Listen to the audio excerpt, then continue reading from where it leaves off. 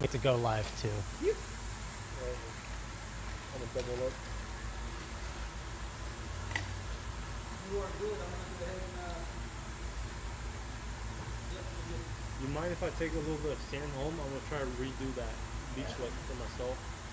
Yeah, I'm sure it's okay if you take some quartz. Absolutely. Yeah, just take a little bit from that. Yeah, I don't see any problem with that. Well, hello everyone out there in YouTube land. We are going to be doing some cool looks. We're going to be doing a Labradorite inspired section along with some nebulous galaxy outer space kind of looks. We're just trying to cover a lot of concepts very quickly in this last day of training. So we're going to try our best to get multiple layers on. We don't have our fast cure resin at the moment, which makes things a little bit more difficult, but we'll figure it out. So I promise I'm not ignoring you. It's just I have actual humans here and I can't just talk to you the whole time, viewer, because you're currently a camera. Sorry. So, we've been playing with like contrast, right? Like we're putting these undertones into everything.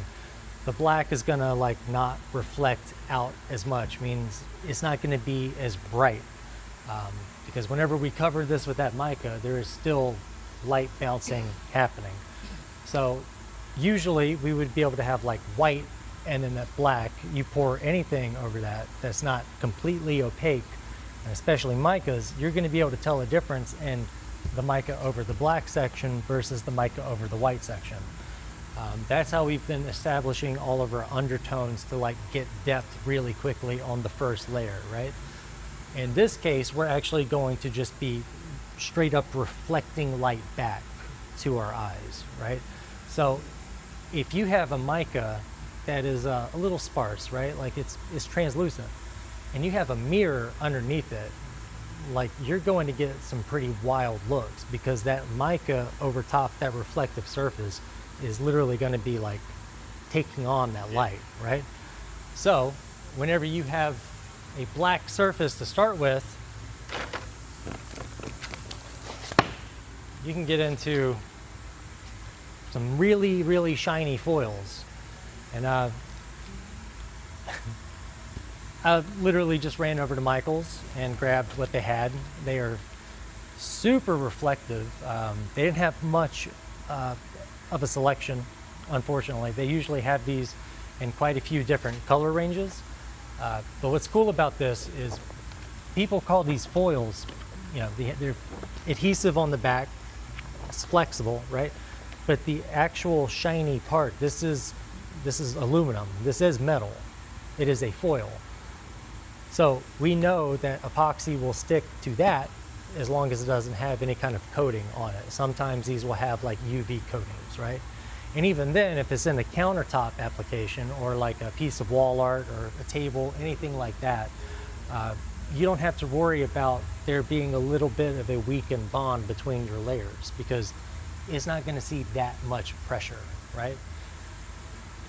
So these are going to act like our white spaces in a way, except instead of just that white kind of generally bouncing the light back, I mean, this full on reflecting, and as you can see, it's got quite a bit of iridescence to it, so you're going to get some really cool looks out of these.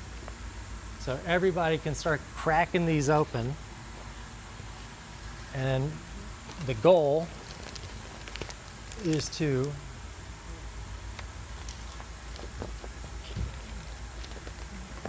create some different chunky linear shapes.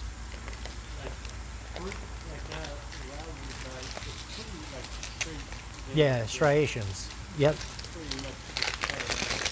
So something like Labradorite, with it having striations right from the get-go, it's like it is literally part of the structure. That is what is reflecting the light back out of that stone. It's hitting those linear paths, right? So if we take this and we make thinner, not completely straight, but thinner kind of chunky shapes, and adhere it to this, then we're going to have spots in this pour that literally reflect this light back out. Did you not get one? I mean, there's there might have been one more. I mean, we shouldn't use all of it, you know, like we can all like cut it up and like pass it around. Yeah. Like you wouldn't want like your entire pour to be that. You could, but at that point I'd be a little worried about some adhesion issues. And I mean, one way you can even put these foils on is once you get your strips cut, you can put down like a fast cure resin and essentially just set it in the resin. So it's not like it's biting onto this surface and then, you know, the resin's on top of that. Like you're relying on this adhesive instead of the epoxy. If you have epoxy down and work it into it and like put it on top and then pull it over, it's just encapsulated in, you know? Like it's got epoxy underneath it making that bond for you. We need scissors. Or a razor, yeah, that'll work too. I mean, we have, should be a pack around somewhere. Thank you, sir, appreciate it.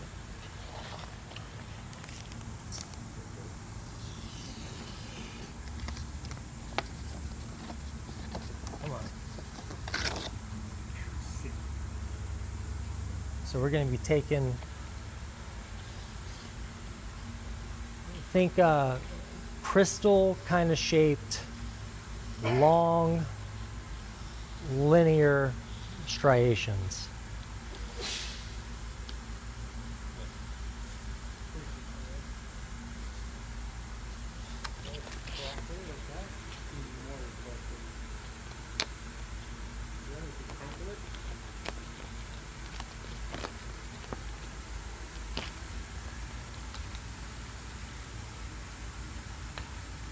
But that looks kind of crazy in that camera. Those colors like popping. Yeah, sweet. So if you cut these big linear chunks, you can use it to start plotting the shape of your stone. I mean, like these stones that people really like seek after, like you can see into them, right? So like we're cheating a 3D structure essentially. And because again, it's going under a layer that's just, you know, a flat plane. It's like looking at something through a liquid. It messes with your depth perception or refracts the light. So if we take this with this like hot contrast between this black and then you have this just pop, we can create this like look of like we're looking down and catching layers of it. That includes like having that black space in there. Like if we leave some of that black, it helps cheat that depth. Does that make sense? I'm trying the best to like, I've really only thought about a lot of this stuff. I've never said it out loud. It's kind of odd now that I think about it. Like, 'cause I have full on like intellectual debates with myself about this stuff so I can figure out what I'm doing, you know? A lot of the times I'm just going off pure instinct and I'm like, what's happening here? Like what's at play to make this happen?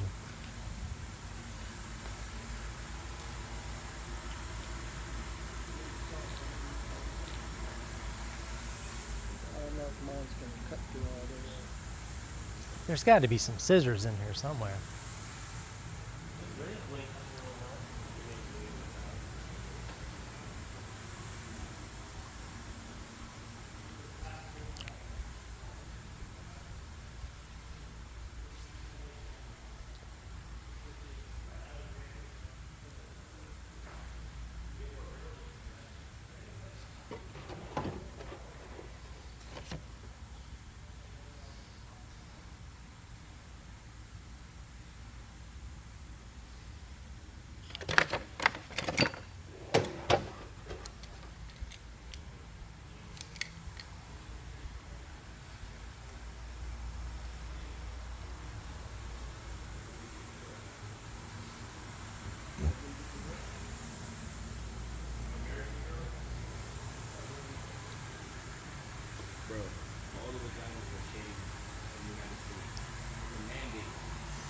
Oh, it's not.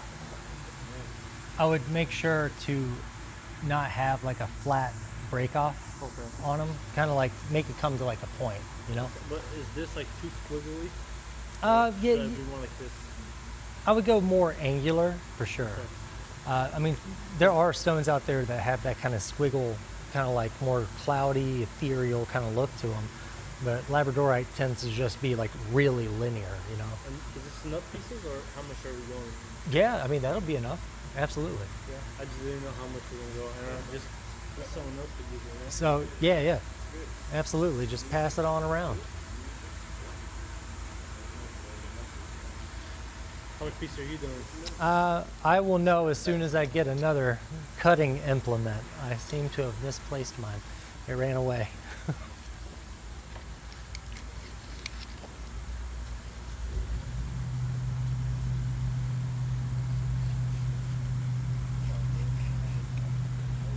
Making jagged cuts. Yeah, really angular.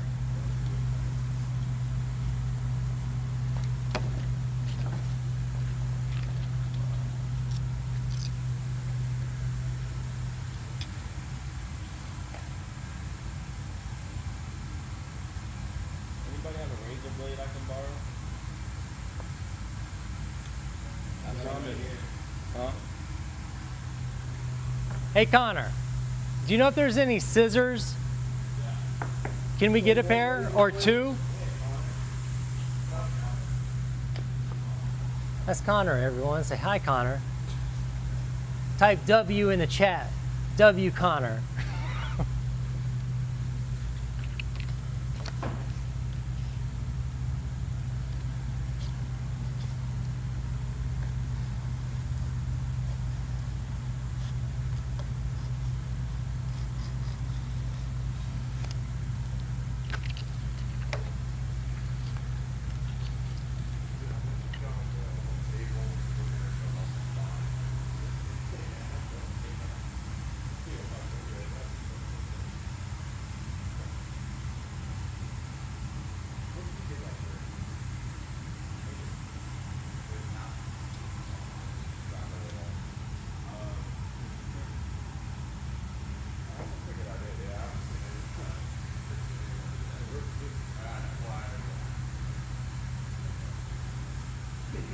To make that work.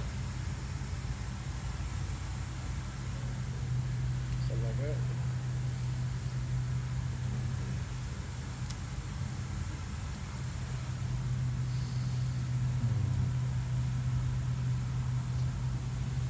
Try just arranging them, kind of like try to get like a flow out of it, you know?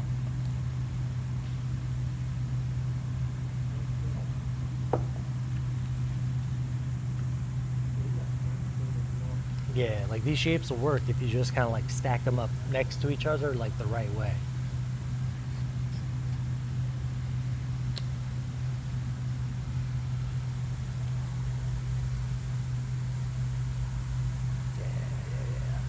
Yeah. Cut these off. Yeah, I would, you can kind of push it against the edge to get an idea of like where it needs to be cut. It's best to not have any pieces like hanging off too far, because usually whenever the resin starts running over the edge, for whatever reason, it just lifts up. It gets very frustrating very quickly. So this is one option to kind of get these iridescent, truly reflective effects. Is crinkling a little bit helpful? What's that? Like when you bend it and like make it like. Yeah, I mean, you can absolutely do that. If you do that, then whenever you put it down, because it's like you're already kind of introducing areas that are not going to have as much contact, essentially you'll put it down and lay it so the crinkles are still there, and then take a razor blade and slice it, real long linear cuts. So it just like has spots where that epoxy can get past it and bite onto it. That way, like, again, you're not just like purely relying on this adhesive for your bond, you know?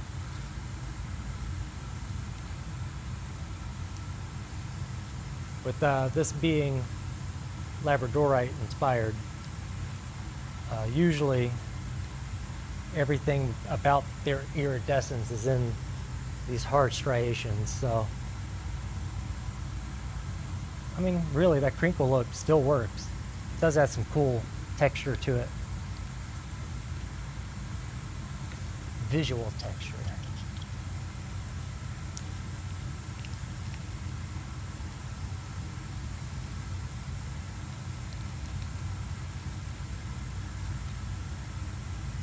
There we go.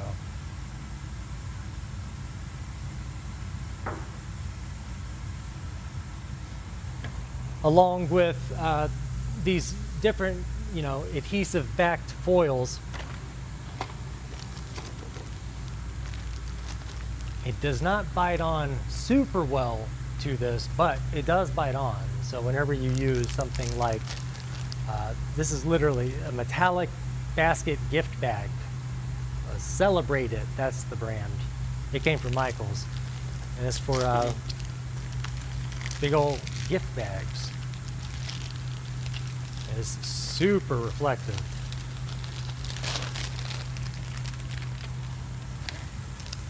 Like, it's got some nice shift on it and some good colors and a lot of visual information coming back through.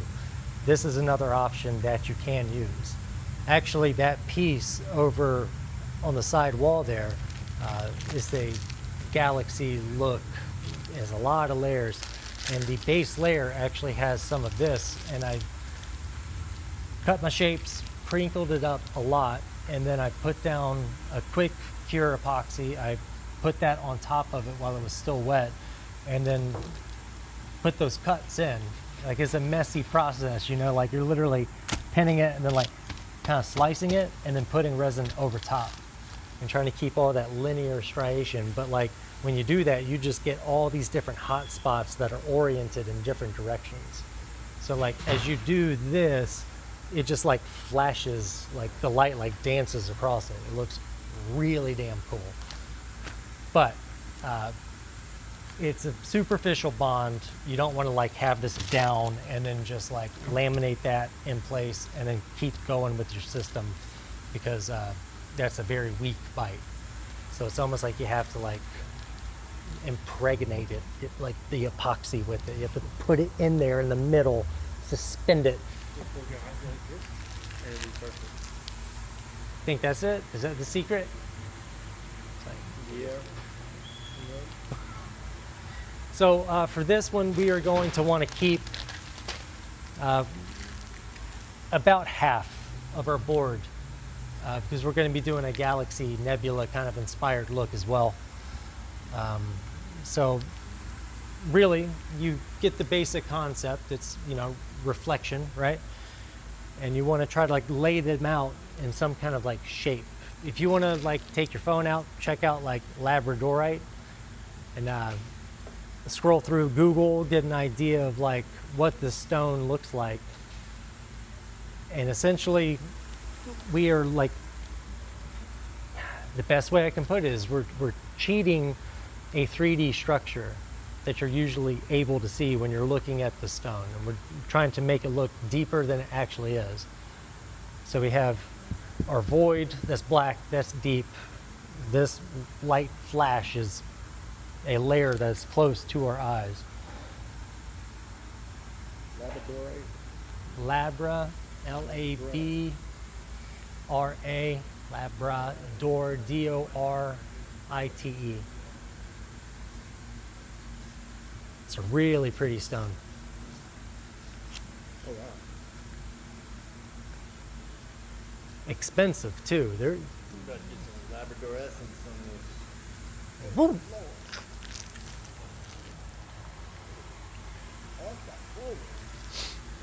The blue, or not, actually, that was kind of cool too, with the gold. yeah, and it does come in quite a few different colorways, I guess you could say. You have everything. The most common that you'll see is a lot of blue with pops of like green and yellow and even gold. Sometimes it's orange, sometimes it's purple, sometimes it's like blood red. Like, this is a amazing looking stone, and there's so many different combinations of it. So does everybody feel like they have something they can play with? Yep. And remember, you want to keep it about half of the board. So you can divide that half this way if you want, or you can go diagonally with it. Probably go diagonal this way. All right, so you would want to keep all the shiny stuff on one half of that diagonal line. And really, before we set these down in place, we're gonna have to go ahead and start working on our galaxy too. I don't want to have spray paint misting over this reflection and like dull it down, you know, and keep it as bright as possible. So everybody got a general idea of how you're gonna position? Yeah, so we're doing one half the galaxy and Yeah. half our Labrador. Right. Yep. So you can either like just split it right down the middle, or kind of get like a flow to it and go half and half, whatever you would prefer to do. It's like there's sparkles all over the roadcaster over there. I was looking at it. Yeah, yeah. No, everything out here has like a fine coating of mica on it. There's been a lot of particulates in this area already.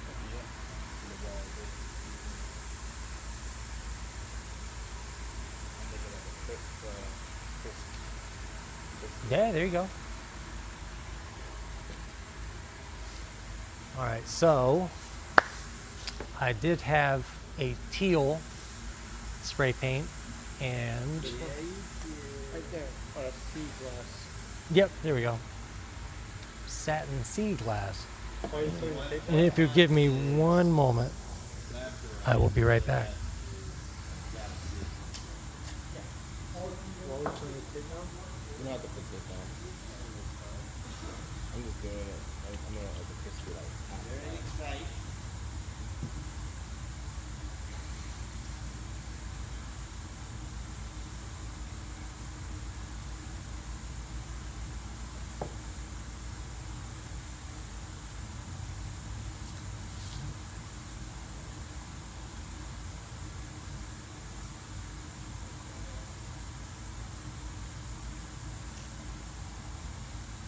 Are we already adhering there or no? Yeah, we're doing it. I think we're doing it first. And then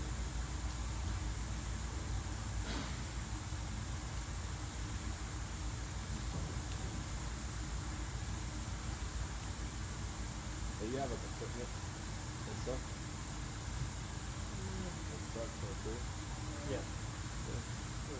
No equipment? No, it's no like excavating and stuff like that. Or are you talking about like Maybe you just go to Sunbelt? huh? Maybe you just go to like Sunbelt? For rentals? Yeah. We have arch rental or bypass rental. You mean for like grinders? some and stuff? options. Yeah. I mean, you only need the grinders. Yeah, I thought we had more like a rattle can color. Apparently not. It's just old colors on black or gray. So they have colors for cats, but they're not colorful. You got this. This is a great color. Right? This is just. It's nice. There's something about it. This satin sea glass. And then we do have some metallic rust-oleum. Right? Is that? Yeah.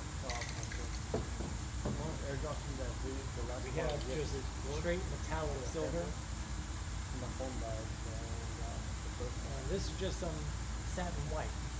There's a slight ways. What's that? Mic. Oh yeah. I need to put my mic back on, huh? Thanks, Justin.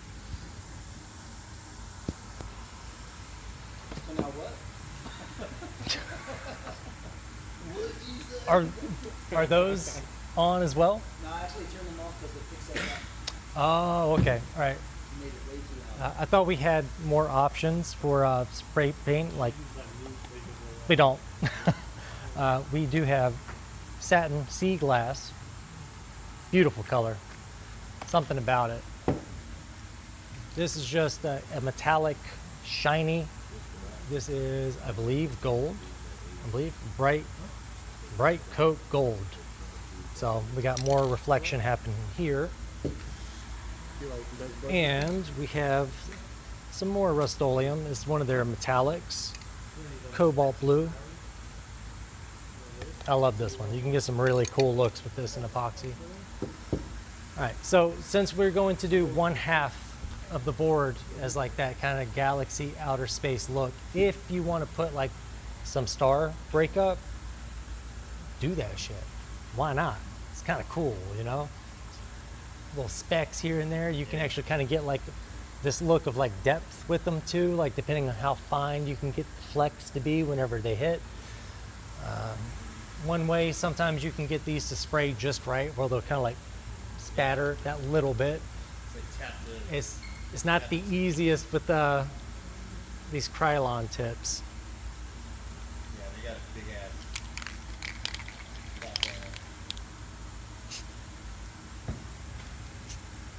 I don't think I can even get it to like. Nope, I can't do it. So in this case, I will take a cup.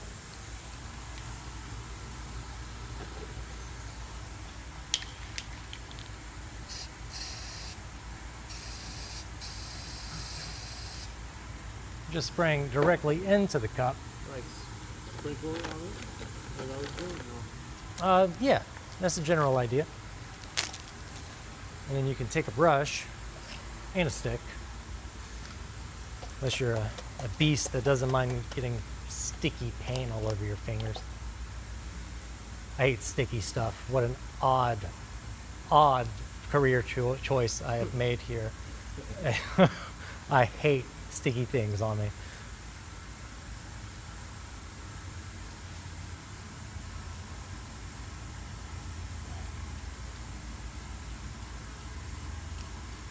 Sometimes the chip brushes will let go It's like a of shooting hairs. star. Yeah, it kind of does look like a shooting star, actually. You're not wrong. You just wait, give time for your little flecks to dry before you try to get that off, so you're not like smearing anything. And you want to be careful how you hit your brush, because you can send some really big drops. You want to try to keep it pretty small, like we're barely passing over these bristles.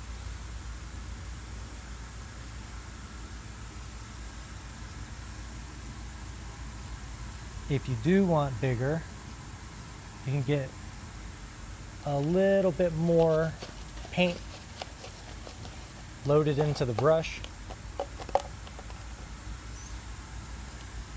and then just give a little bit more pressure whenever you're pushing on those bristles before you let them go.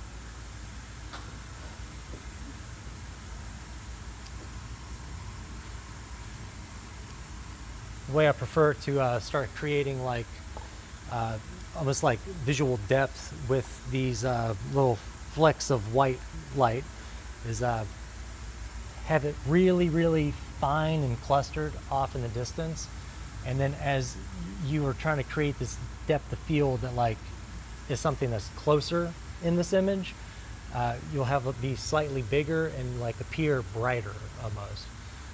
And there's actually ways that you can, like if you have an airbrush handy, like you can kind of create these like hot spots of like glow around these little clusters of stars. We don't have a Pache or, you know, like an Iwata hooked up, or even here actually, I need to get one. But that is something you can do, and you can actually start to kind of like establish color in that like glow as well. Because usually whenever you have a cluster of stars and it's like a nebulous image, you just have this like a light, you know, source, like this haze around these clusters of stars, and they're picking up the gas that's in front of it. So like, even though like there's like pink gas and then a galaxy behind it, like it looks like there are, you know, stars behind it, it looks like the stars are like glowing hot pink, even though they're not, they're white. So once you start getting some star breakup on there, anybody else going for it, being bold? I'll use your cup if you're done with it. Oh yeah, absolutely. There's Save a cup. stacks and stacks. Yeah, just Oh, you being like, you know, Thinking about material. thinking about the environment and stuff. Turtles. Yeah, I like turtles, especially Donatello and Leonardo. I like pigs. There you go. Yeah, you seen Aaron the plumber? Yeah.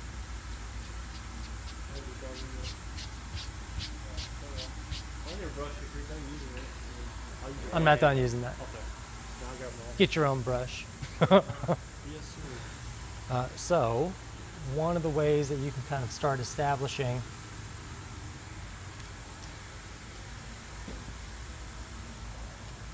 where your galaxies are going to be, your little nebulous clouds. That's one thing also I'm going to gripe real quick, okay? Everybody calls this galaxy epoxy. It's not a galaxy, all right? It's a nebula, okay? Galaxy, big circle, solar system, right? Galaxy, yeah, like big, no. Nebula, big clouds, big space clouds, pretty colors. So, yet again, that little pinch and release kind of technique.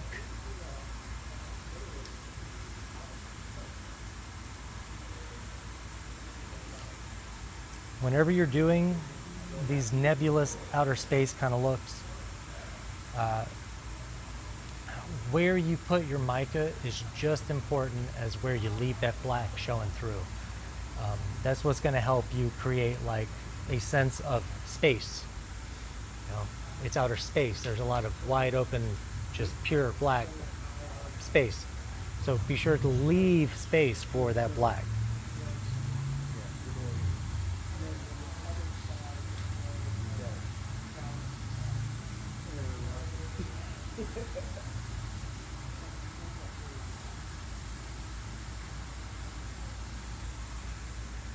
Where's that white paint? What's up? You use white paint?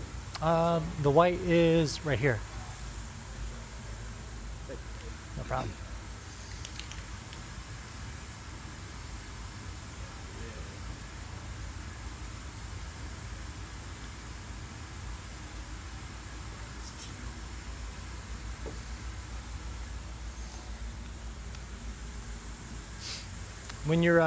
When you're placing mica before any resin goes down, you have to be very careful, especially with really, really fine mica, because very quickly it can go from well contained to brushed everywhere.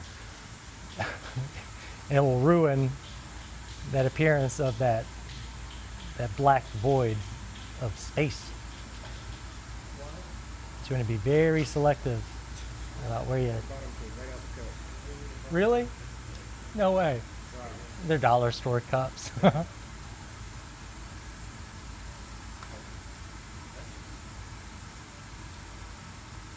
this one right here? The metallic silver? Is that the metallic silver? No, this is one of my color shift. Okay. But the metallic, that would actually be a great pigment to use right there.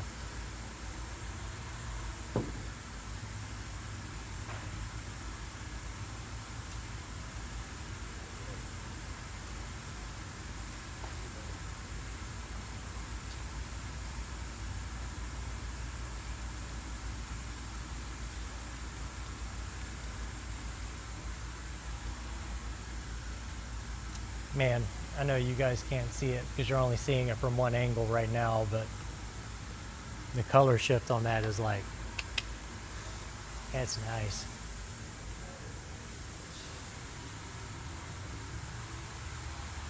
Let's see, I know I've got some, when it comes to this application where we're like pinching and dropping, like you're definitely able to like check out some of my color shifting pigments. I'm a bit, Territorial. a bit territorial, yes. It's a lot of money in pigments. Like I like to try to stretch them out as far as I can. They are expensive, but they are open for this since we're being so fine with the application. This is one of them? Check some of them out. Yes, that's one of them. This one's still got a little bit in there. We got Calypso, that's a good one. violet. So we're gonna encapsulate these with epoxy, right? Yeah.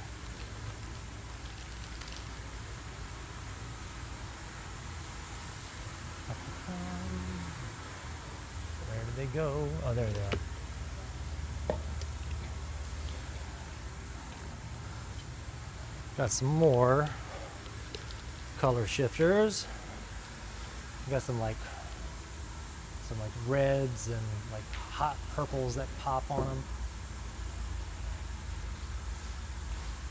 Like this would be another quick Google search if you just look up nebula in space and just get an idea of like these crazy colors that, you know, these like gaseous things have. Was that? That one? Top one. Yeah, have at it.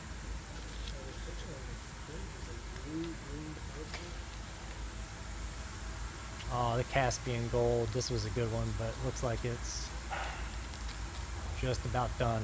This one's great. It has like a really fine flop between blue and gold. Very little green in You have to between. see what Micah does in cameras. Yeah, oh, I'm sure, yeah. Yeah, we need to do something with the lenses. We gotta protect them somehow. Now it looks like they're straight. It looks like noir inside. Huh? Yeah, some of these picked up a little bit of moisture. They must not have been closed all the way. Will that still be used to grab a little bit of this? I mean, yeah, if there's mica to be grabbed in there, yeah, you can still use it. As long as it's not like soaking wet, you know? Yeah. Like, just a little damp. It's gonna have a little bit of time to kind of air out. What they're gonna do over there. What are we doing? I like that one. Look at have an extra one like rather you black. Molten honey, that's a good one. Plasma, there we go. Should have brought some of my books from that. Didn't get caught Yeah. red-handed. All Yeah. kinds of universes and This is another all that one where stuff in there. it's always good to have reference for this kind of stuff, you know? Like, Mm-hmm. you're trying to replicate a stone, reference. You're trying to make a scene with epoxy, reference. Get that reference in wherever you can.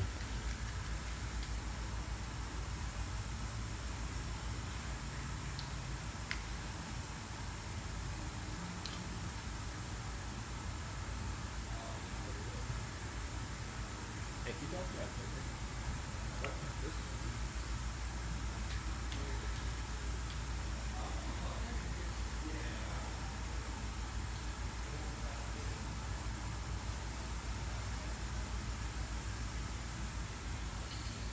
So the great thing about this is we're going to use Are these. okay to use? Yeah.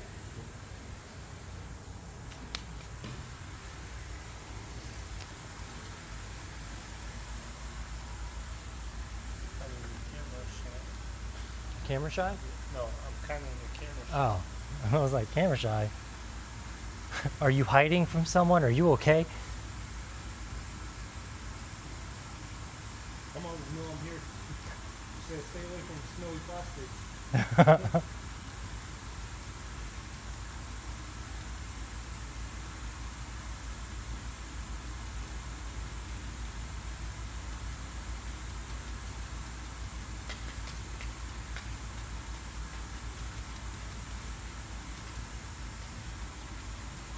And I'm not leading by being a good example right now, but you should probably be wearing a dust mask when you do this. Yeah. Particulates are no good.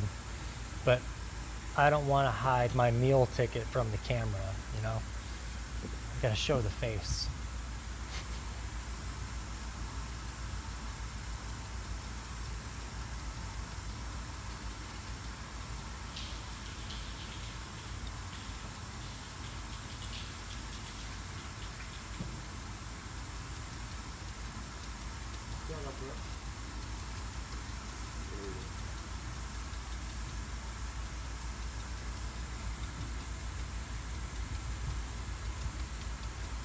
Generally, you want to try to keep like wispy and like you want that movement in the wisps. Wisps.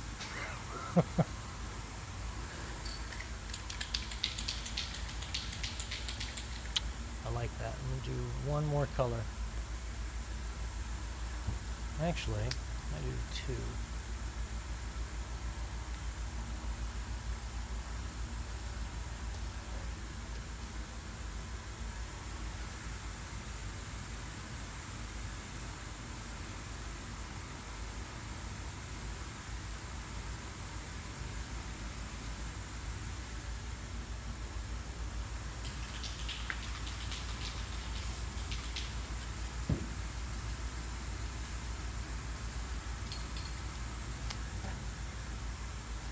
Poor camera. What is it doing to like the picture that the camera's getting?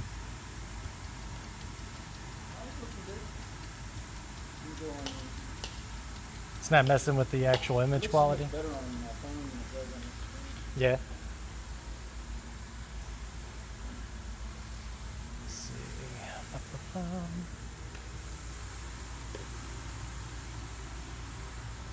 I need some kind of good blue. Ooh.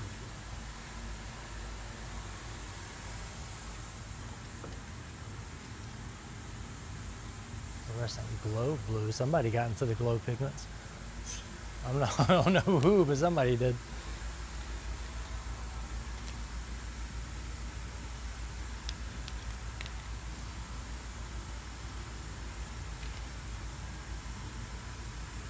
Oh, nice. Ooh, that looks pretty good.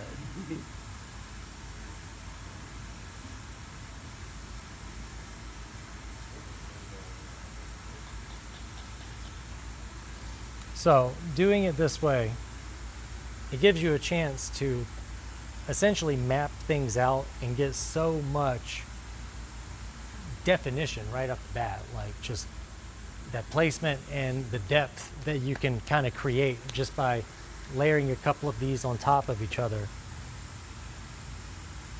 And we will be essentially setting them very lightly before we run epoxy over top. As you layer your micas in, you can even come back and send some white flakes in here. Those little flecks will sit on top of this, and it'll look closer in the image, like it's almost inside of all of these gaseous clouds.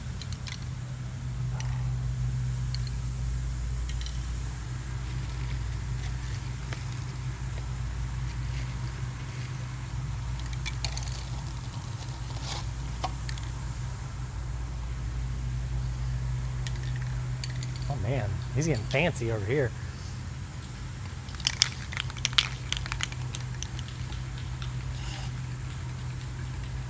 Wrong one. Although, that might look kind of cool.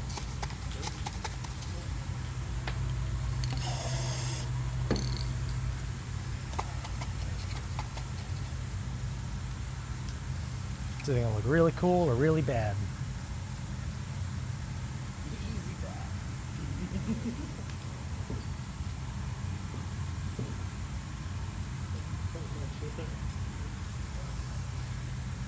Some of them showed up. Ooh.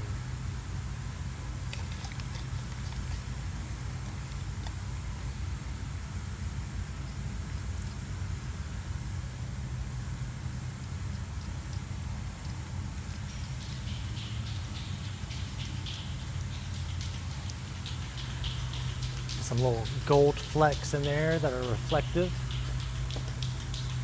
What you got going on there? Not necessarily. Not necessarily. Take your black. I don't know how the hell. Take your black spray paint, right? Because I didn't brush. Dabbed. Everything was tamped. Pushing this into wood, right? Yes. Yeah. And I mean, really, like, because of how fine it is, a lot of it's going to hold on right where it is. And if we lightly set it, whenever we're running resin over top, you can work it, kind of break some of it loose, and actually have it like run in that field of depth with that resin. All right, I need that white one more time. Oh, also the same technique that we, where's the gold, where's the white? The same technique that we used where we created our form, where you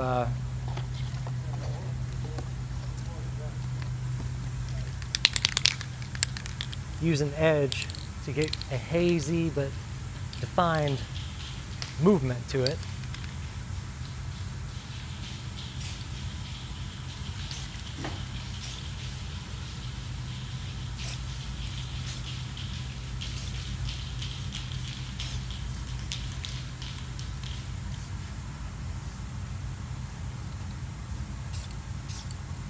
You always want to be sure to change your orientation constantly so you don't have like patterns repeating, you know.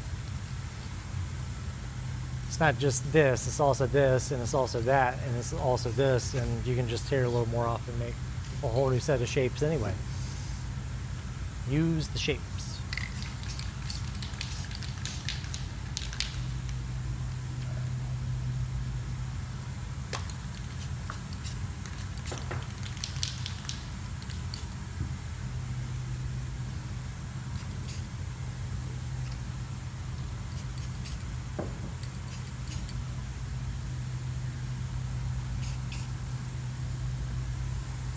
There we go. I dig that for right now. I can even come in. Well, this is still a little bit pliable. You can even, yeah, well, I actually dried really quick on it.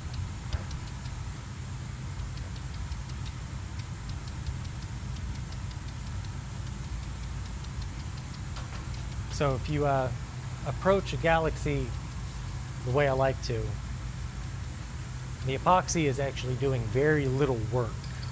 It's really not. You do have some micas and even sometimes some white dye inside of those micas, but it's not all that much. It's like these little accents on top of what's already been established on your board or whatever your surface is. That almost looks like some northern lights. Oh, yeah. Like the Aurora Borealis. Yeah. That's pretty sick. Yeah, you could actually go linear with it and take a brush and literally make like the northern lights and then seal it with epoxy. That'd look nuts. That'd be really cool. I dig that. Very cool. That orange is popping. I know, man. What orange is that? My Oh yeah, that's right. I forgot about this one. I don't have much space in my face. A little bit.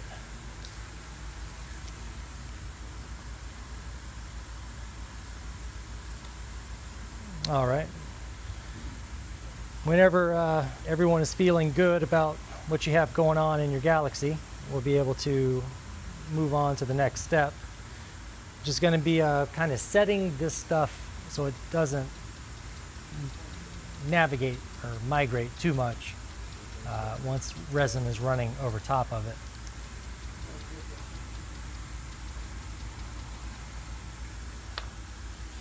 If you want more stars, this is your time to go ahead and get them in. Where did that white go? There it is.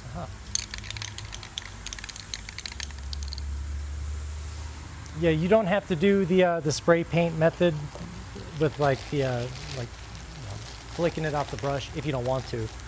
There's plenty of other ways to do it. You can even sit there and just hand dab each one of them with like a regular white primer if you want.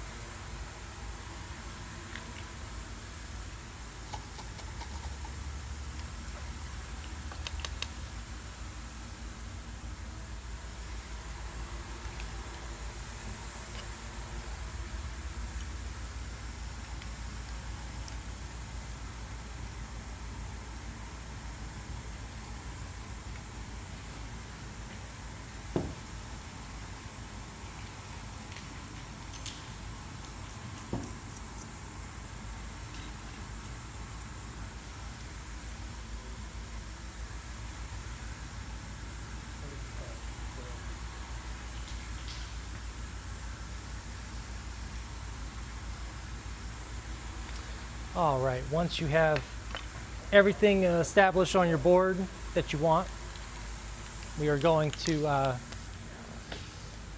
and essentially, yeah, the best way to put it is like you're temporarily sealing it. The best way to do it is to spray isopropyl on it. Just mist it on, let it dry. It kind of kicks it together, bites on, it holds on well enough to where as long as you're not being really rough with your resin, it'll pretty much stay where it is. Like if it's really fine mica, like it might start to migrate up a little bit on its own and kind of do its wispy thing, but it's kind of the point too, you know? What I'm hoping is that I can kind of swirl some of this around. Yeah, absolutely. Like once it's on there and you take a brush and kind of like, it's like you push into it and you're bringing it back up. I would like to put some white over top of it to kind of show, almost like a... The white dye is good for that. Yeah. Like the universal pigment jars. Yeah, just like a little bit. Just a little bit? Yeah, you put some, like you have a little bit of epoxy and you put that white in there, mix it up. And you don't even put that much in there. And then you pick it up with your stick and you dab it in the mica where you want it. And then you take a brush and just like barely work it and just kind of integrate it in and like wisp it out. And it starts looking like the parts that, like where it has some body to it, Yeah. you know, like some substance. It's not just that Like it's area, like a, it's like like a neural network, sort of. yeah, it's like the cloudy part, the actual substance of it. Feeling good? All right.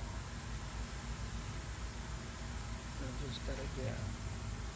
Let me see if we have some, we might have some setting spray, you know, like the good old Krylon, like archival, like it sets it. Yeah, there's the word.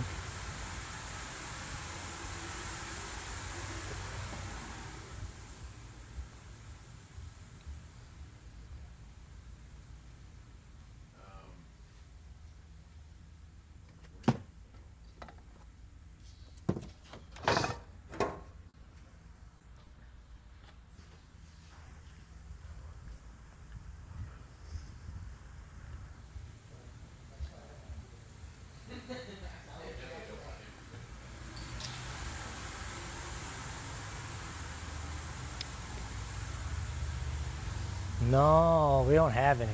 So we're gonna have to get a, we're gonna have to find a spray bottle, put some alcohol in. One of those free boss sprayer. Preval, yeah, I mean that would work if we have one on the shelf or back there, or even just like a regular like squirt sprayer, you know.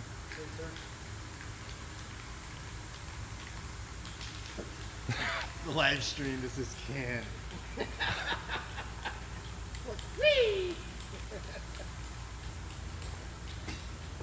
Good Lord. Live stream it.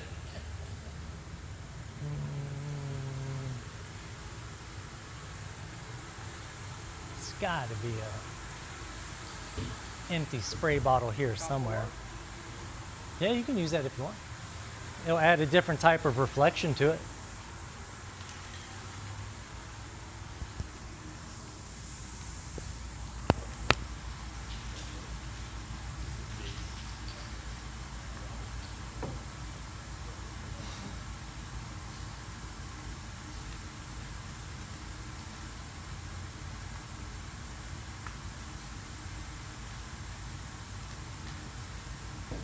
I think those homies at in San Francisco, they stay around the spray thing right for you. I think they have a different cap. Because they're like flipped upside down, and they're like a perfect star. Like when you're a graffiti, like I used to do graffiti back in the day, and you could buy different caps to do different things.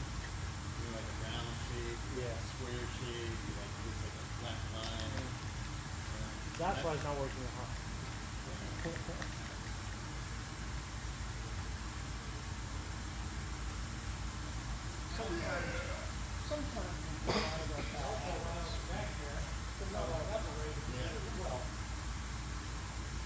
Back there, I realized there's also another way to do it, so I'm going to give both of them a try. Stay. So one way to kind of temporarily set it is to mist it with like a really fine mist of alcohol, right? Also, I'm going to try this. This is pure experimentation time. It's one of those things that makes sense enough to me that I'm like, might as well see what it does. See if it works.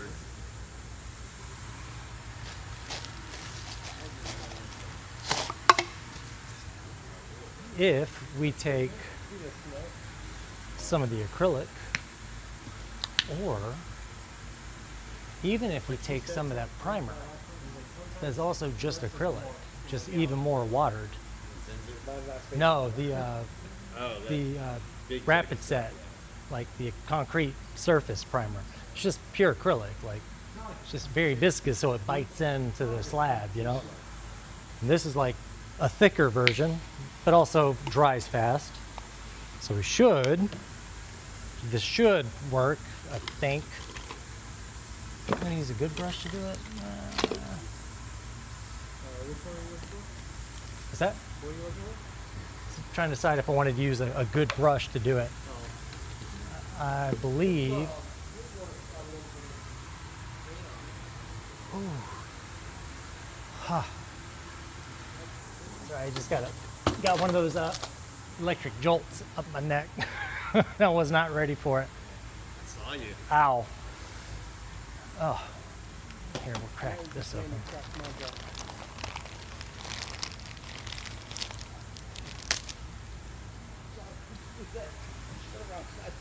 Let's see what happens. In my mind, I know it's going to disturb it a little bit, but because it's thick, if I just do one quick pass through it,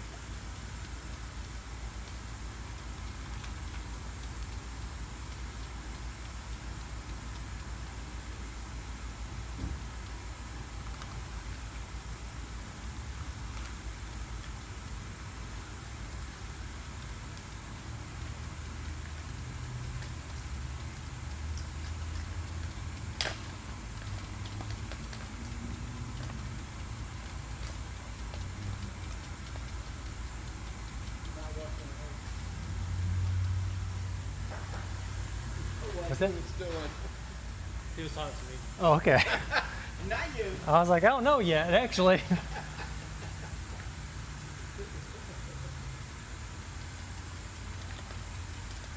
So this stuff does dry clear.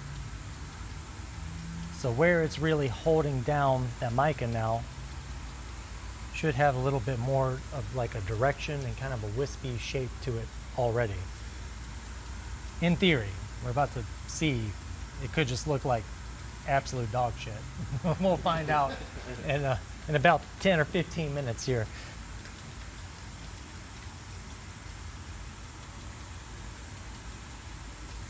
Like I said at the beginning, leaving that black space, that's what's going to give it the sense of like true form and shape.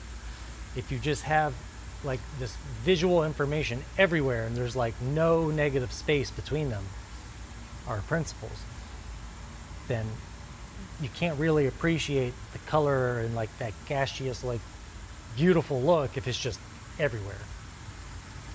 Got to have the duality of just the black void around it.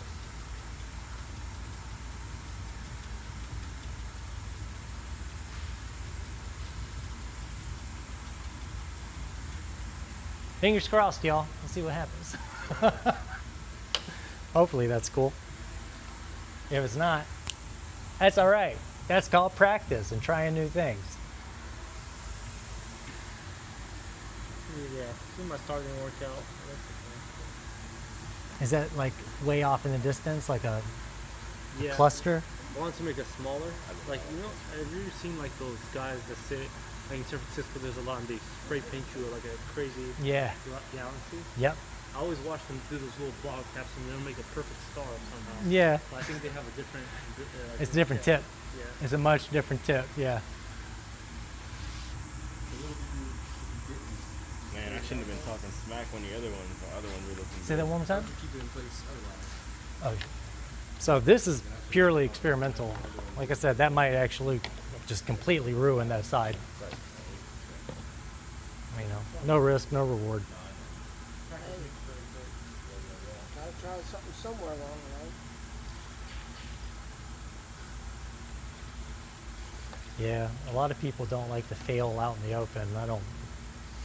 I tend to lack shame. Where I am today if I didn't experience. Yeah, you gotta like, you know, eat it every so often. Like it does happen. So we want a super fine mist, right? Like really well atomized. And you want to just like mist it, let it fall down on, and that will help set it in place. What is that that we're spraying? That was isopropyl. Yeah, I mean that's what you probably clean that with. So, Yeah, I was gonna say that's clean. ooh, look, you got some big drips. That probably already is gonna like move those micas around a little bit. Should I hit it again? Yeah, like you want to definitely see it lay on there. You should see it affect the mica. You just want to avoid like heavy drips. Like that. Yeah, squeeze hard. Maybe a little bit more.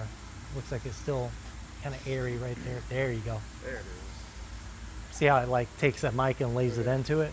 It doesn't look like it's able to be airborne and just float now. Give some weight to it. Yep. And it's very temporary. It doesn't keep it there, but just kind of allows it to bite on to the surface.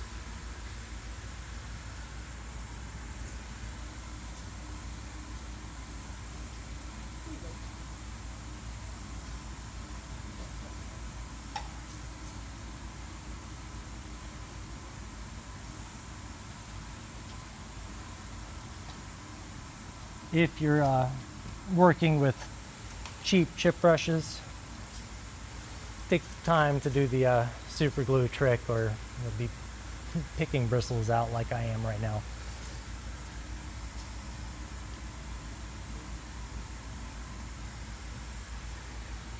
Well, let's see, so this is now an acrylic that's going to dry clear,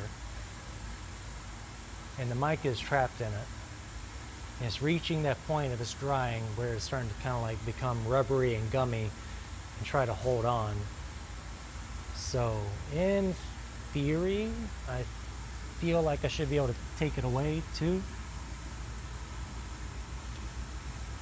Kind of works.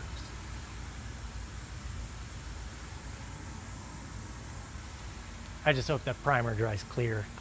I know it does, but I kind of disrupted it in a weird way. Yeah. We'll see what happens. So once you have misted, or you know, usually we would have like a fixative spray. Once you have it locked in place, you're going to want to kind of prep the other side where you're doing your labradorite look,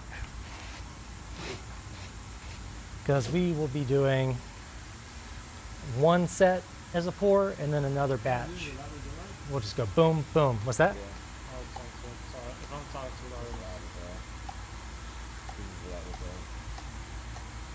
No, I messed up. This is looking promising right here. All right, so if you take a chip brush, can you grab me a fresh chip brush, please, sir? I believe it's right there. towels in here. Oh, no, I brought them out. My bad. Thank you. Do we gotta wipe this side with Yes. alcohol? You want to wipe off any micas that floated over that way. So I if think you, what I did is I didn't get paint on every side that I put to. so if you take the chip brush, right, and it's like you want to keep rotating, right? You're gonna, as you hit that mica, it's gonna grab some of it. But if you rotate So it's not that good. and keep it kind of wispy and like that kind of like ethereal look. See, like I'm not hitting it hard. I'm not like brushing it any kind of direction. I'm just twisting and tapping,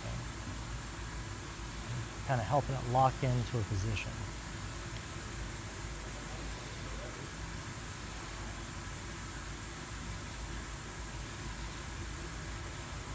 So that would happen naturally. Do you like being a teacher? Yeah. Yeah, actually, I mean, I've been told for most of my life that I would make a good teacher, and I always said no, no, no, no, no, and now somehow I found my way into being a teacher, so, You're you actually know, a pretty good teacher. Like, See my blue clipboard? no. When's the last time you had it? Left it on that table Friday night. No, It's on the table like 2 weeks. haven't seen it at all. Say that again. You say a police report? A blue clipboard. And you see how I'm just like, I'm not like brushing. I'm just, every touch is like kind of giving it a direction to like that cloudy, ethereal, kind of wispy look. Light and airy. Just like my personality. Light and airy, right? Yeah.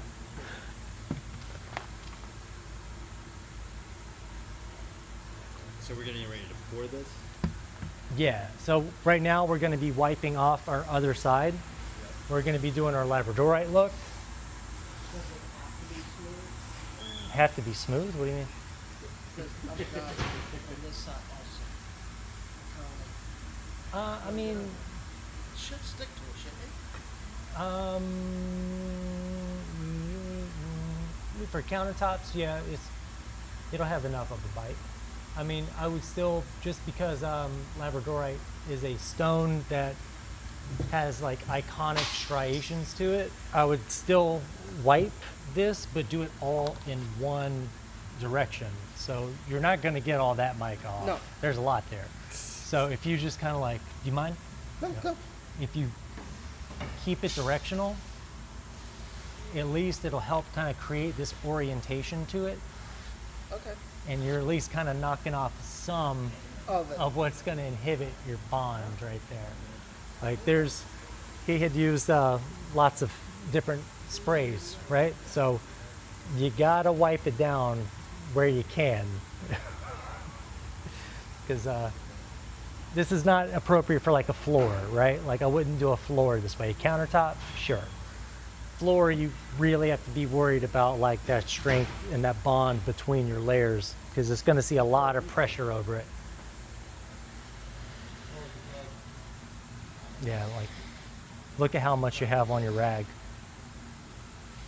Yeah, all of that was essentially dry dust that would have been creating a dry barrier between. I don't think that this is going to dry clear, to be honest. That's all right, I'll save it somehow. Or not. So we just glue straight to it? Sometimes I can just not. What's up? Go straight to it?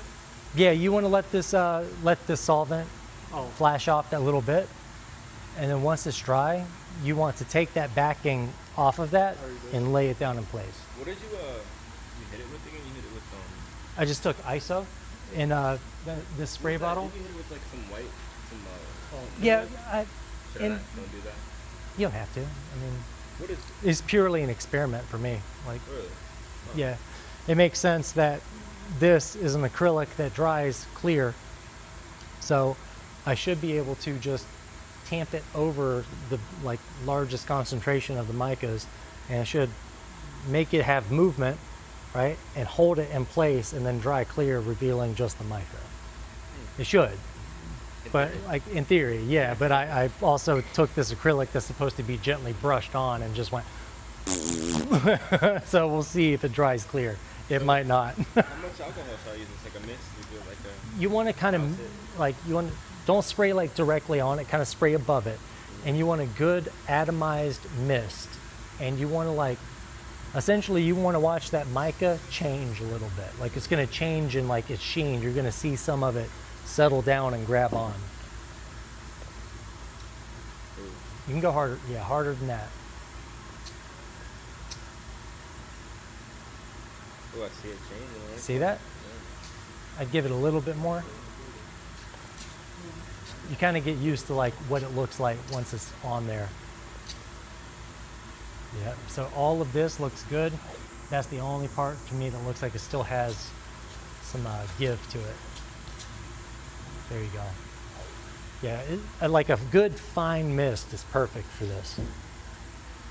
Wow, that's crazy. It's pretty wild, right? Much better, yeah. Yeah, it just lays it down. So we're going to take our reflective striation chunks, remove the adhesive. Hey, trash can back here. I don't have a trash can.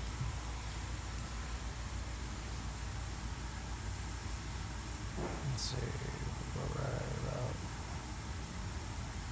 here. That'll look good.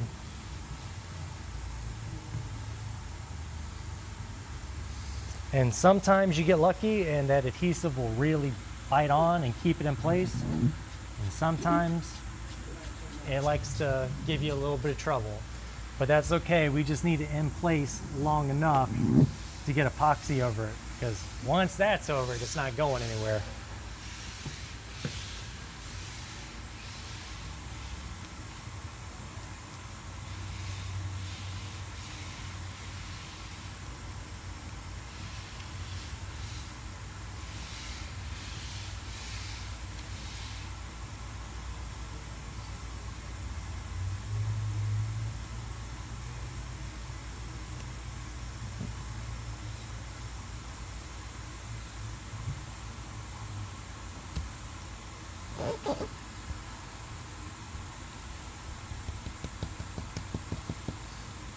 Also, one of the upsides, whenever you're laying this stuff in, does anybody have a fresher razor blade?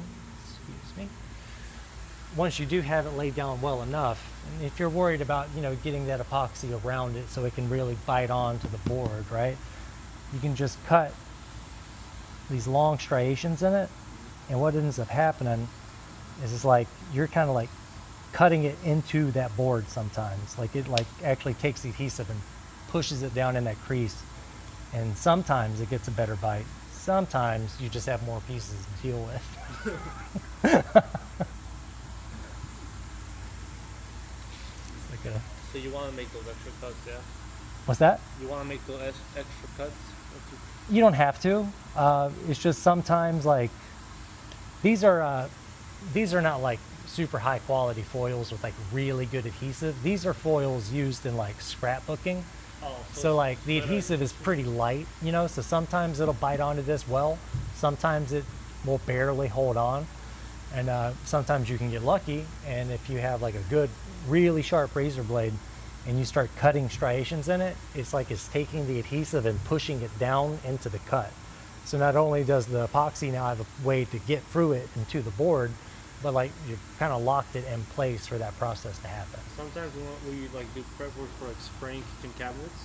Yeah. Once we put the tape on, we go back with like a damp rag, and it helps seal the edge.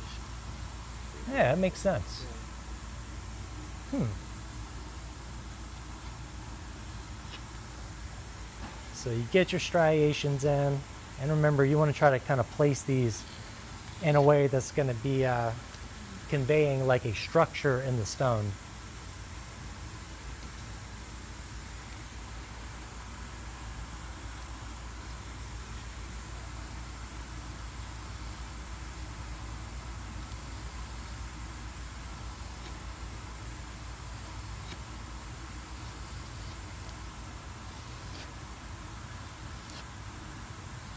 Or if you put a little bit of super glue on the backside. Sometimes I'll do that, or like if I make the cuts and then it's like not really helping stay in place, it's kind of like opening up, I'll even take super glue or even the Elmer's and water it down a little bit. You can't water down super glue, you can Elmer's, and you can brush it on there, and that'll definitely help lock it in place.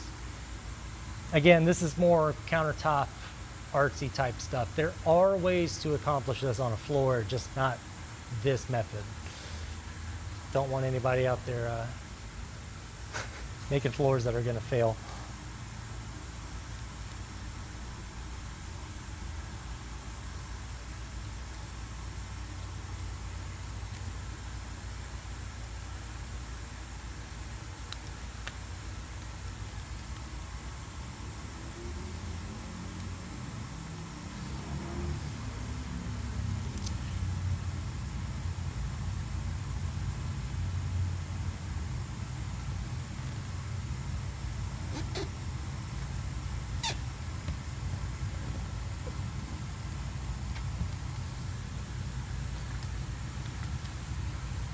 You know what I want our background music to sound like?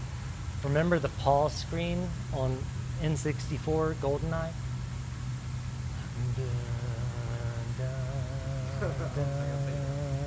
You never played the original GoldenEye? What?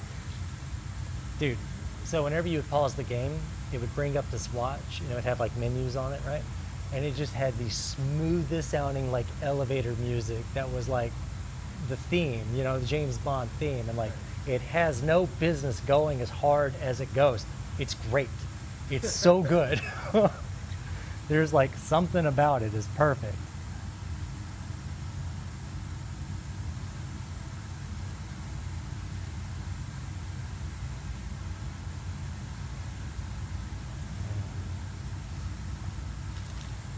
So it could go here. Nope. So I like that. Should be able to just. How's everybody doing with getting their reflective bits in place? Well, that's what I was saying, like, mine a little bit, rewiped it. Yeah, It start sticking. Sticking fairly well. Yeah. If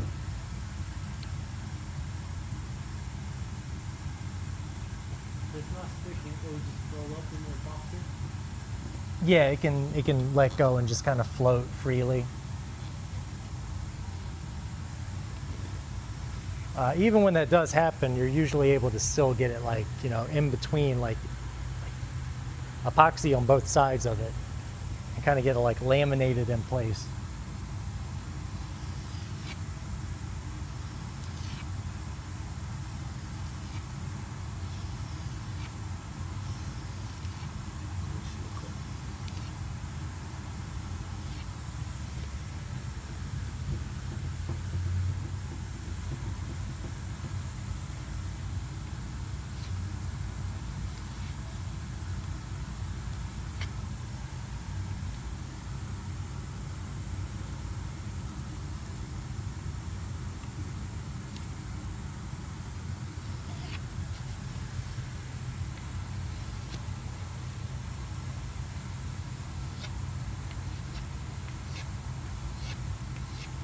One thing that you can do to kind of go ahead and establish additional form in this is reflective paint. So like, unfortunately, we only have gold at the moment. Man, that gold ate that cup. Look at that.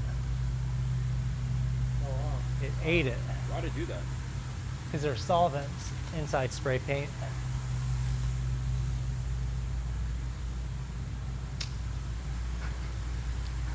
You can take a spray paint like a silver, metallic, you know, something that's actually going to reflect light, and kind of lay that in here also. And there's also nothing stopping you from blacking out parts of this reflective surface. So you could go ahead and start like hand laying some of the stuff that you know is going to be big black areas in this stone, which can also kind of come over and like even partially obstruct all of these reflective surfaces.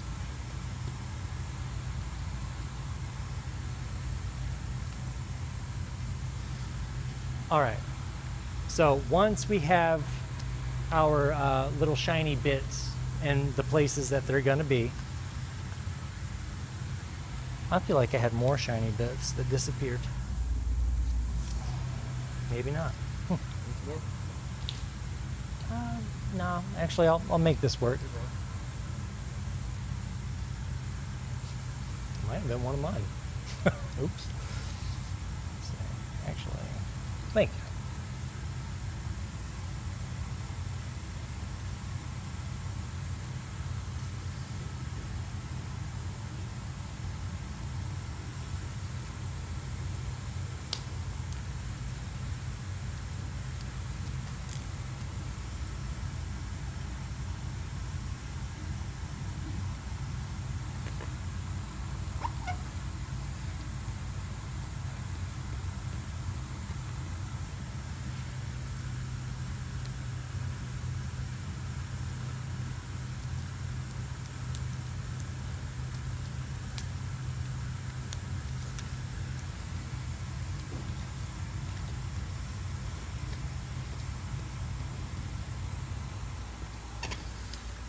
All right.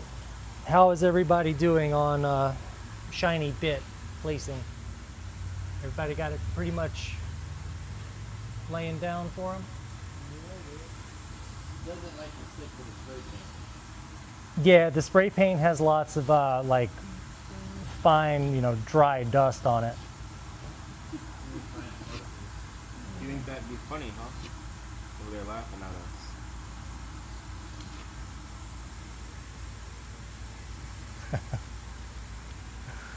What's up, man? Did you say you were planning on getting out of here at like 7:30? What time is it? 7:30. Oh, Yes, well, I mean, do you have to be here for students to be here? Or somebody needs to be here, and I know Judy's planning on coming back to help clean as well. she doesn't have to come back to clean.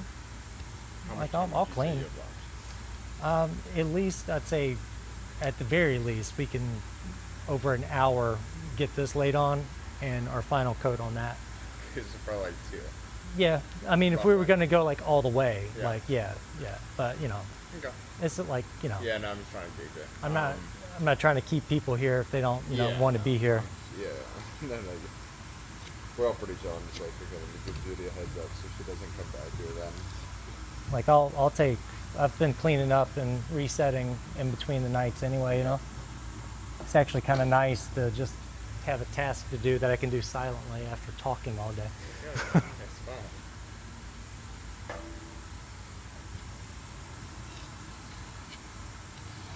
All right, so, all right, that kind of cleared out, kind of. I bet when this gets hit with epoxy, that might lay back down. It's clear, maybe. Actually, we can kind of get an idea. Take this.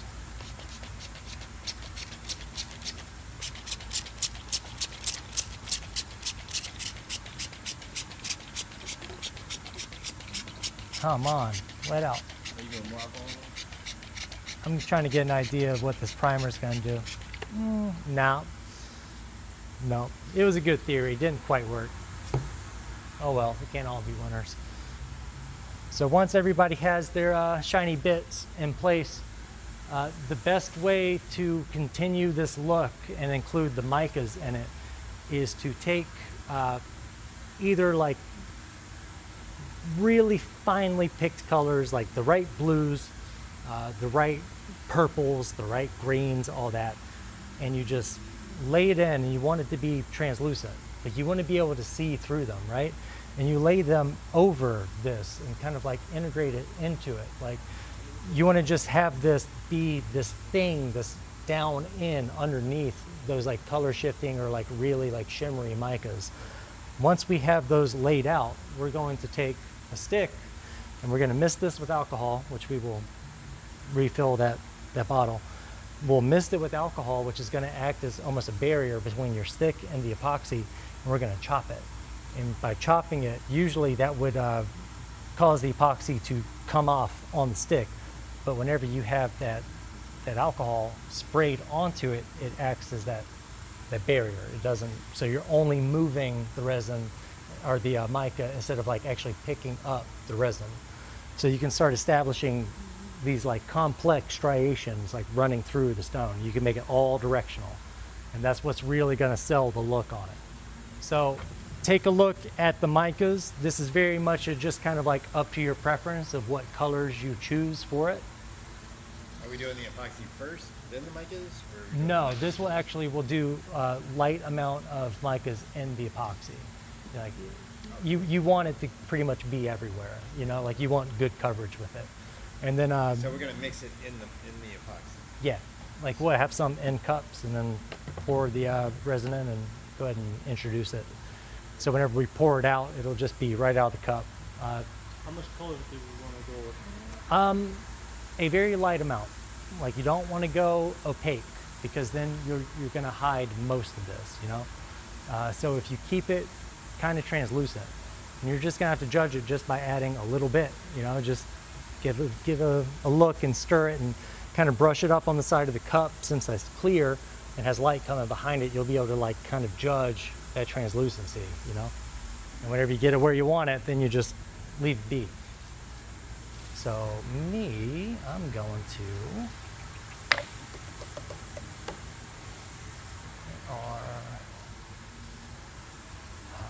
I do love this Arctic diamond blue.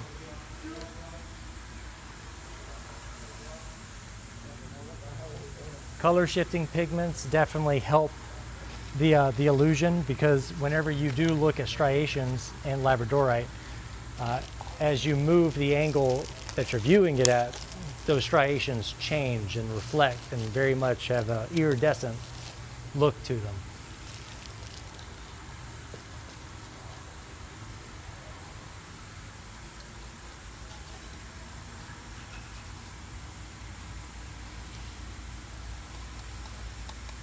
Like I would say, if we're filling these cups up to like this bottom line here, that's how much mica.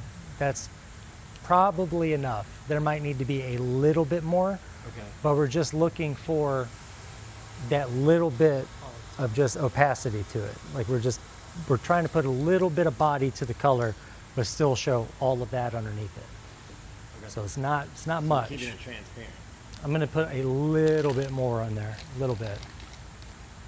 Don't want to go too heavy, because that'll just kill the illusion like that. It's like a fine dusting across the bottom, you know. Okay. It could probably all fit in that ring. Sick, dog. They're doing great. So if I'm coming up to like this bottom line, like it's very little. This might be a little too much, especially with this gray. It's strong. Oh yeah, no, with that silver, very, very, very little. Very little.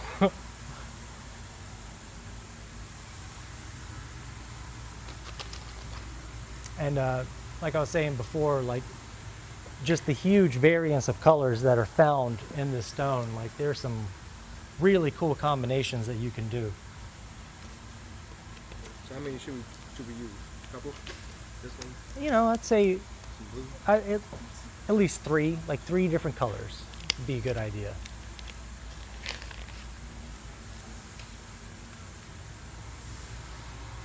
And this is another stone that like you kind of have to sit there and like look at images and like really study it, you know?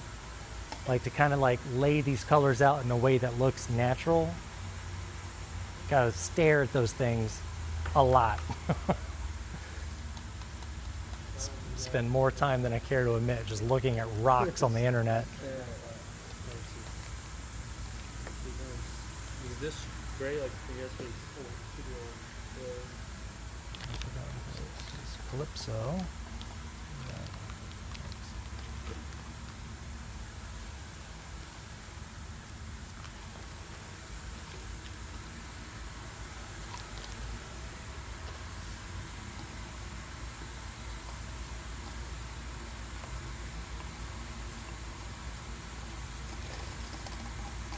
Oh man, that one definitely took on moisture. Bummer. I have to put, whenever you do have moisture issues in mica, it does happen every so often. So this mica has taken on moisture and clumped together, right? The wonderful thing about micas is we know where they're going in epoxy, and we know that isopropyl alcohol, 99%, is okay in epoxy. So we take just a little bit of that iso and wet it out. And what this iso is doing is it is kicking all of that moisture that was H2O out of here. So you've reactivated your mica, and you've removed any worry of the moisture from water that it was bringing to your mix. That's some pro tip shit right there. How much ounces of epoxy do we want to mix up? We do not need much for this. I would assume each one of us, yeah, that's light amounts, light. You can go opaque with it really quick. And the thing is like when you mix this up, as you start to put it out, if you look at it and go, I wish that had more opacity to it, you can put it right there in the mix at the moment, you know? And you can always add more. You can't always take it out. That is a good rule of thumb for life. So this is going to be kind of like a clear coat with a little of this stuff, yeah? Yeah. Yeah, I mean, like it's, It's just playing with the opacity of it, really. Are we going 8 ounces like the first time? It wouldn't be a bad idea. I mean, ideally we would pour 1/2, focus on the labradorite, then move to the space look. So I don't see there needing to be any more than 4 ounces a person. You know, 4 ounces what? a person. A person? Yeah. It will cover this much? Oh yeah. Oh yeah. I mean that's like maybe a square foot right there. Oh, well, we're only doing this. Yeah, we're doing the first half, first look, and then like we're going to pour this while this is still wet and bump up to it. All right, how's everybody feeling about? Feeling good. Feeling good? Oh, you kind of wipe it. How about you there in YouTube land? I can't hear you.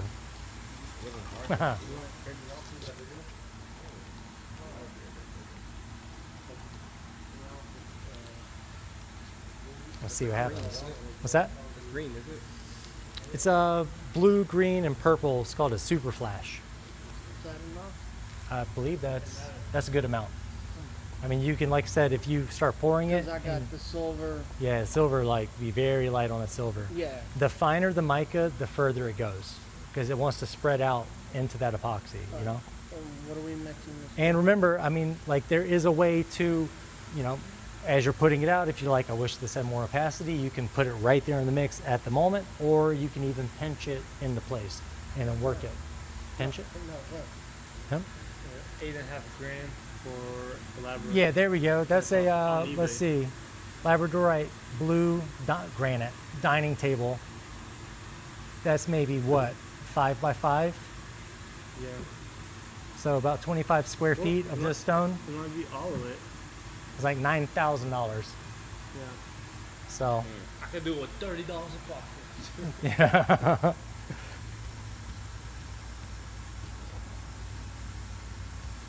All right. Everybody have their little mica selection going on? Yep. Sweet.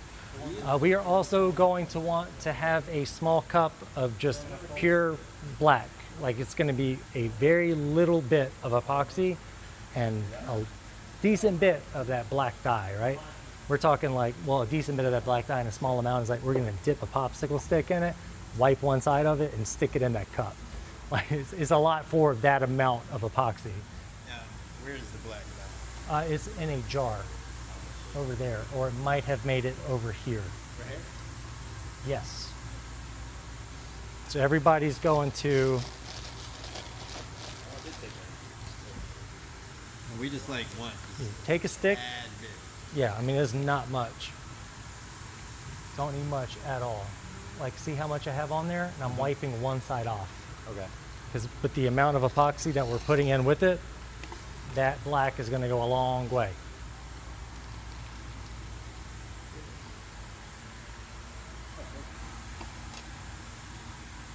Appreciate it. So we want all a little black? All the spoons? Yeah, you want just a little bit of this. That's going to sit there through most of the pour. At the very end, it'll get introduced. Oh, let's see how much you have. Just a little bit on the just stick, very little, because this is only going to be poured like, we're talking not very deep. You're actually gonna use some black, huh? Yeah. Yeah, we want to get all of our iridescent like, pigments established, get those striations in there, and then we're going to take this black as it's starting to work into its gel phase, and we're going to lay veins into this. You're going to start creating fractures right there at the very end. And that's like, that's when that magic happens. Like, even though you're the one doing it, you suddenly like, whoa, I just saw down in this thing. This is sure missing. And again, this is a process where if you want to, and you get your iridescent pigments and these like, you know, translucent pigments in place, if you're sitting there wishing that there was a little more green to it, a little more blue to it, you can absolutely take these inks and put a drop where you want it and just brush it back and forth and work it in. Yeah. Yay!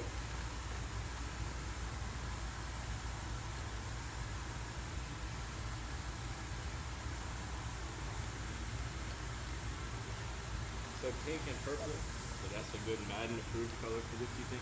Yeah, yeah. There's actually the purple variety of the stones are worth a lot of money. Usually these stones have like a small little accent kind of pop of like some gold or like some orange or like some really bright warm colors. And those tend to be around the black areas where like the veins that run through stuff, like it's almost working towards the surface of the stone and like kind of congregates around the black stuff. Has a pretty cool look to it.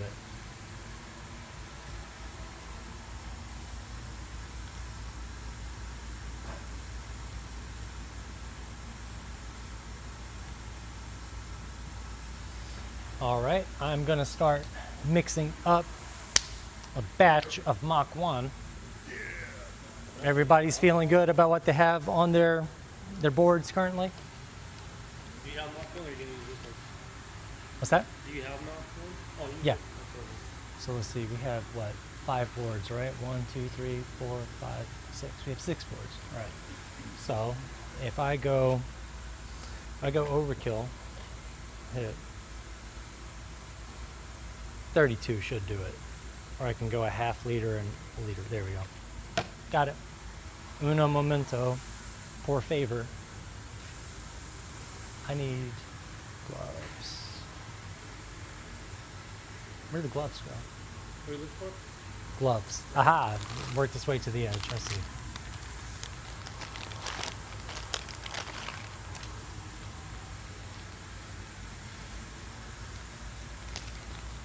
So this is also a good example of whenever you're doing a more complex look that requires a lot of attention across a small area, you usually want to do something like that in sections. As long as it's wet meeting up to wet, it mostly lays down together. With this kind of approach, it's always good to, again, you want to do a flood coat. So you can work in sections that meet up to each other and then flood it all out to hide the fact that you might have some ridges where stuff, this is going to be gelling up while this is wet meeting up to it. But it gives you so much more control over your epoxy. We're good, we're good. Okay. Remember, as we're putting this on, you're going to want to stick to the side that's the labradorite look. You don't want to go over into the galaxy too far, okay? That is not a clean bucket. This is a clean bucket.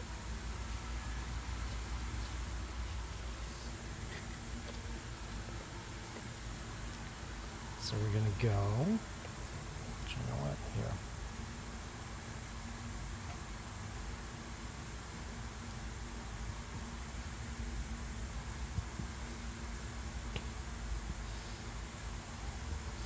I am gonna go heavier. I'd rather have more in case somebody has a mistake or something that I just really don't like. So we're gonna go 48 altogether. Damn near double what we need, technically. No going back now. Nope.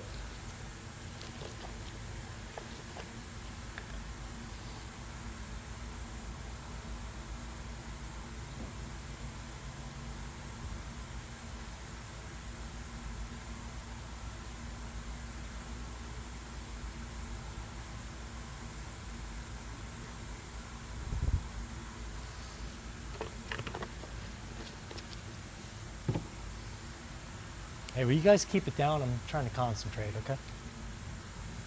Animals.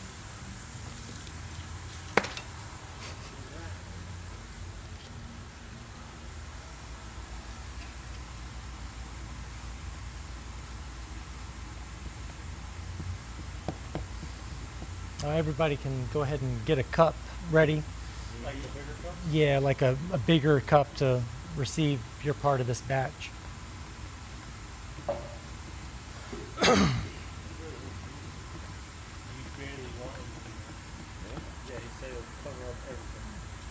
Oh, that silver? Yeah, dude, that silver sits on top of everything.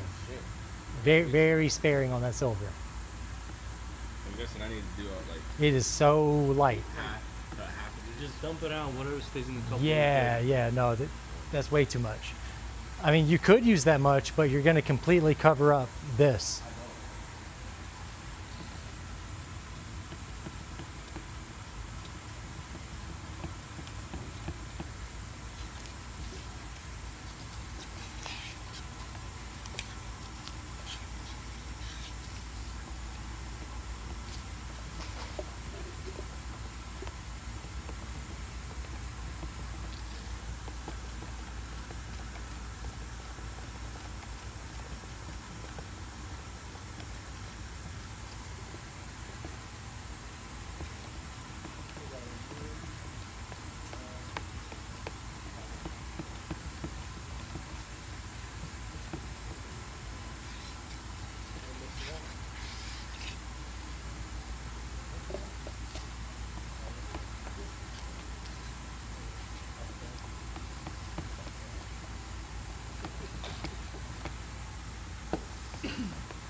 Again, I'm not using the timer, it's purely visual.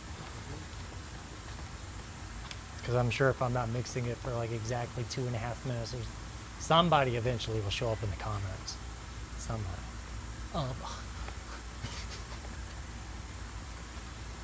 You were actually supposed to stir that resin for 2.5 minutes.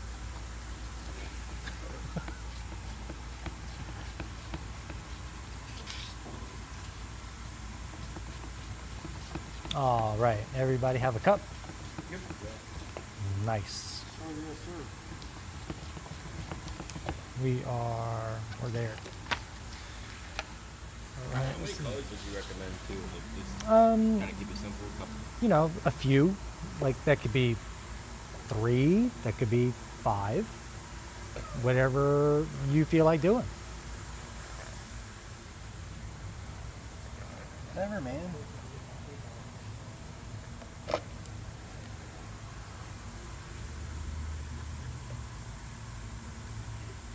Do you want to do equal portions? It's totally up to you. This is the art part. So art it up, man. See. Not sure how much I have. We should have roughly the same. I got 8 ounces. You got 8. How many do you have? 8. You had about 8. How many do you have? I got about 6.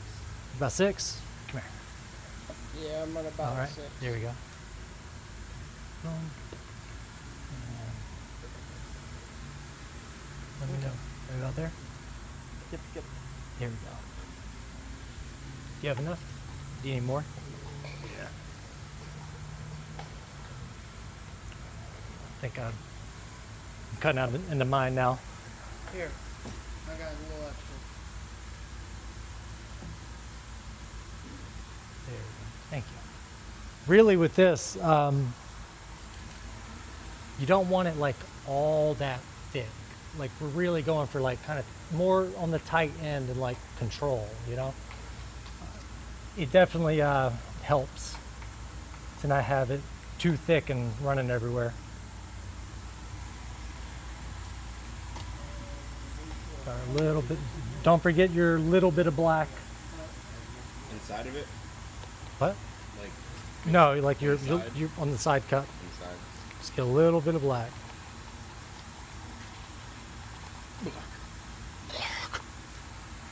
Do you know what I'm talking about when I'm saying that? I've seen parts of Anchorman 2. It just didn't hit the same as the first one, you know? Yeah, I get that. Yeah. It's true.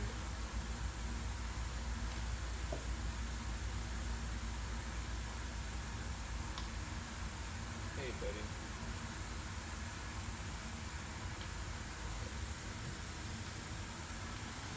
How So- you say buddy in Ukraine? One of the keys to kind of checking the opacity of your mix is to, once you have your resin in there, you stir it up, introduce the mica through it. A good way to check, especially if you have clear cups, is to drag it up on the side and see just how much it covers. Like I can already tell I'm going to need a little bit more of that one. Or you can do the pinch.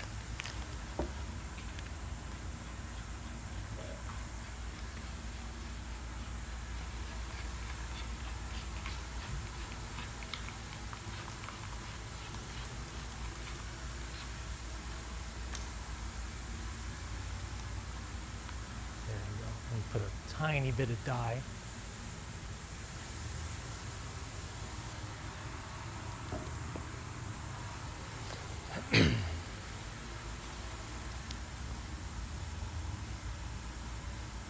So are we looking for opaque or transparent? Somewhere in between. Preferably transparent.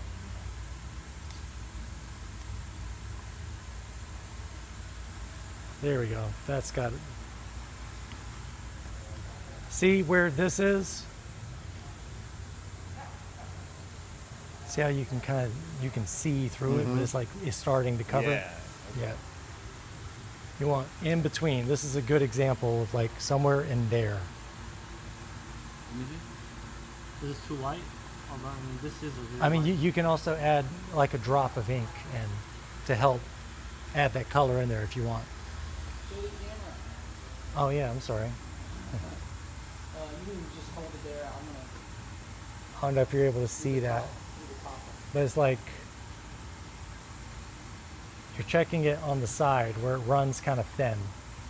And like if you can see the black glove and the difference between just like the light around it, that's good. That's what you want. Yeah, that looks like a good opacity to me.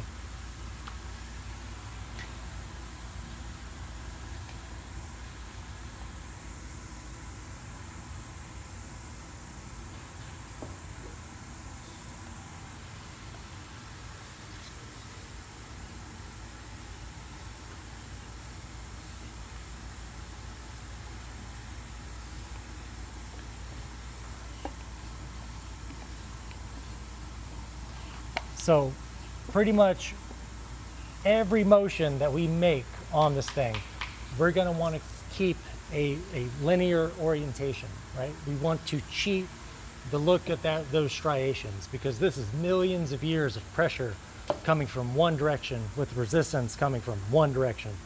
And as it gets layered more and more, it gets so tight it can't be pressed anymore, and then more works on top. So you just have sheet after sheet after sheet. So everything that we do in this, we want that directional movement.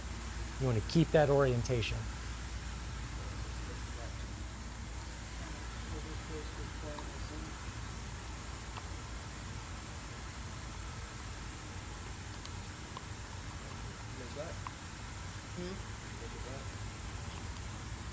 This definitely needs to be darker. You're supposed to make black too, right?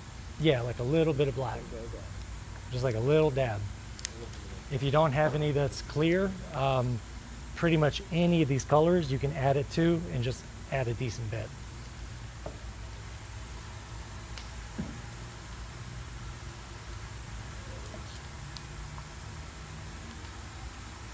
So we're only covering this half for now.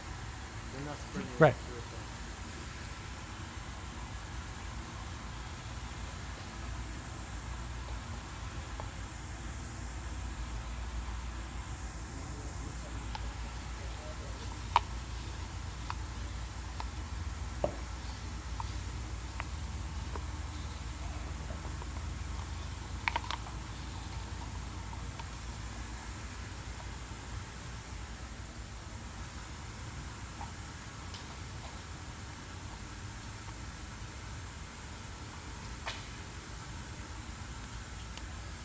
So I'm going to do a little bit of purple. Does anybody have the violet dye out by chance? What do you need, brother? The violet dye, like the little jar? Violet dye? Violet? I think I've seen that area. Must be hidden with something. This is, there we go. We got red violet. We have blue violet. No, dye. Dye is We're looking for I'm looking for the more blue violet. Blue violet? That's all right. No worries. Formulation on the fly. One drop. Hey, Matt, That was more than one. What's up? if we're going for like that kind of rock look, we mix up some of these in there. You could do that. It's going to look like you should. No, it's not look like shit. It's just gonna be chunky. Like you're gonna have to really build up your layers after that. You can get some really cool looks with it, but you're gonna have to build it up after.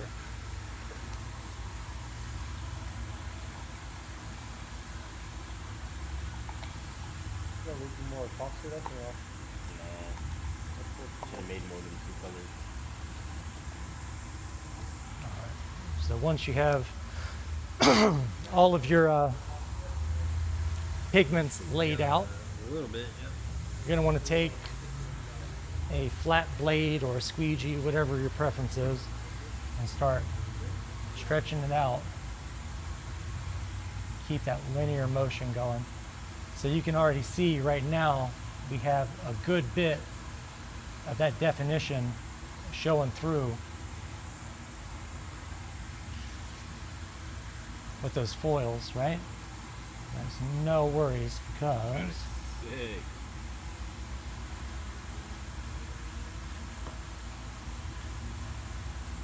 there's nothing stopping us from, once you get that all laid out, really evaluate it. All right, remember there is going to be black put over this in sections at some point. But if you see anything where that opacity is not quite where you want it, just go grab the pigment and pinch it and work it in, do that tamping. You can also do, you can do inks at this point, but the inks are translucent by nature. You can really interrupt the opacity of this resin and hide how defined this stuff in here is. So let's see, take a little bit of sea anemone.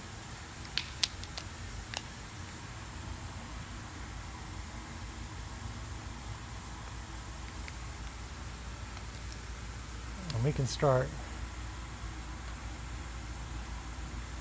really laying this in and help interrupt that visual information under there, kind of obstruct those hot points. Too, the visual information. I like That's all it is, you know. Like you have to look at it as if you take away like the technical terms of whatever it is in the stone that you're making, just it's visual information. That's all we're doing is messing with people's perception of this visual information.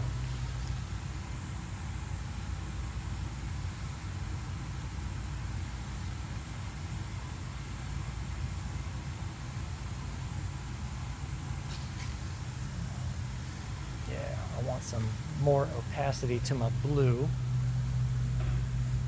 we have any good blues? There's got to be some good blues.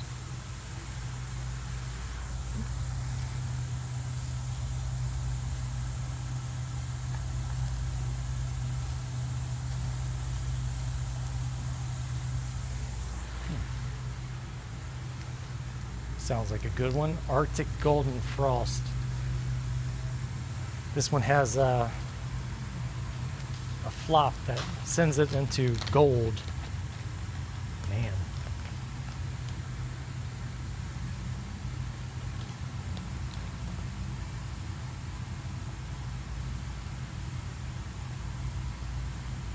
I got a little bit of debris in there.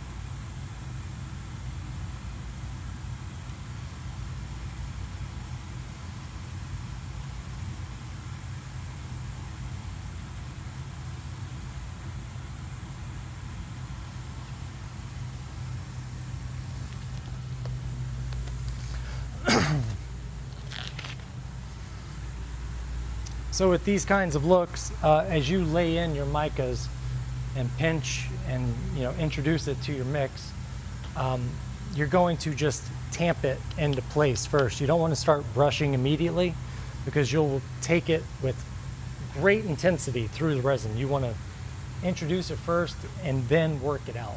Kind of keep it cloudy, and just slowly through linear motion kind of put it in its place. I need a chip brush. We need it. And You're gonna put what's that?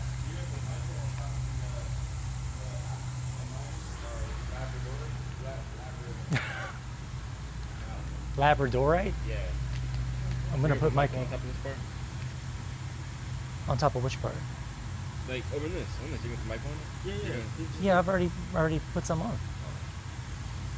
That's why I was like, what are you talking about? Kind of Confused. this up right here. It fell off my hand. All right, just Can I work tap it with and the chipping brush? yeah.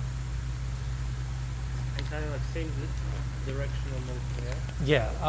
I would, don't be afraid to like pinch and introduce some more mica to kind of like bring up that opacity. Oh, even more? Yeah. I'd actually say just about everyone can step up that opacity to it.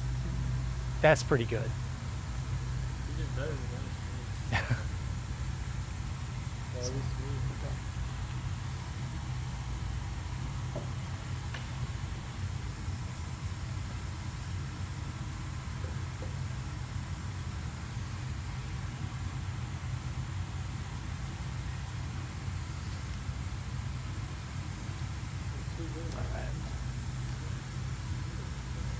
I want to get the perfect glue to help tie it together.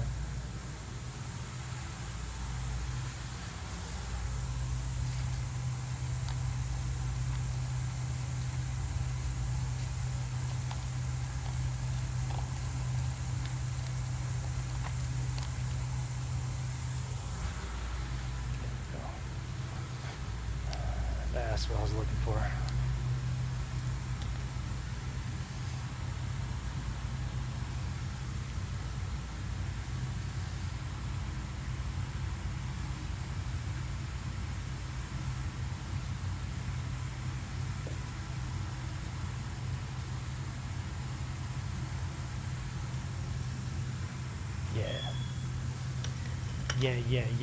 Yeah. Yes.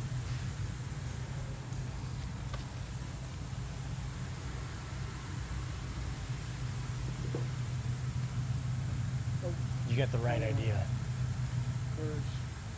I would bring that opacity up just, Okay. I mean, you can also do it with black too. Like you can kind of like put fracturing around those and kind of like make it look like it's like areas where Yeah. that plane is a little bit different, you know? Because aren't like most of the black striations in Labradorite, it's kind of crisscross, right? Yep. So you have your striations pretty much running one way, and the actual like colors like the blue and the purple and everything else. And then usually like some of that black like follows that direction, but a good chunk of it opposes it. How you spread it? These, I mean, I haven't really spread them yet, but you can kind of like take the flat blade and like get it, like swipe it out into place, and then you take the chip brush and you tamp it in to really like introduce it, integrate it. Are we gonna add it? Oh, we are. Yep.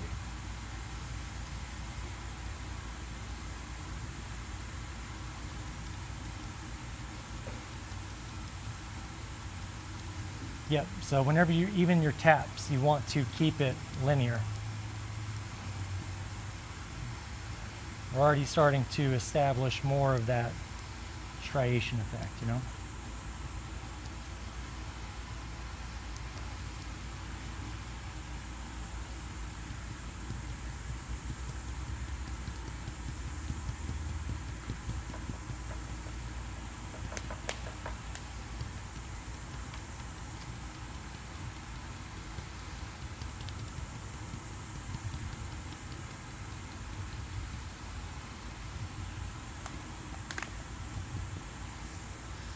How's everybody feeling about what they got going on? I got a mess. All right, so Just bring up that opacity, that's all. I have a pretty mess. Yeah, at least it's pretty, right? I mean, like, admittedly, this is definitely some, like, this is some high-end technical stuff here, like, but it's also good to see the color theory and the light play theory, like, firsthand, like, actually get your hands into it, you know? You know what I'm wondering, man? So if we put the mic in like that, right? Yep. And we like instead of dab brushing it, I wonder like what effect we give if we put the mic on top and then just like try to do that like alcohol in this like You'll get some pretty cool dispersion out of it. Isn't that really cool? Yeah, it'll like that alcohol make it travel. The mic in? Yeah. Can I do that? Sure, give it a shot. These are your pieces. You can do them however you feel. I'm just giving you general direction to achieve certain looks.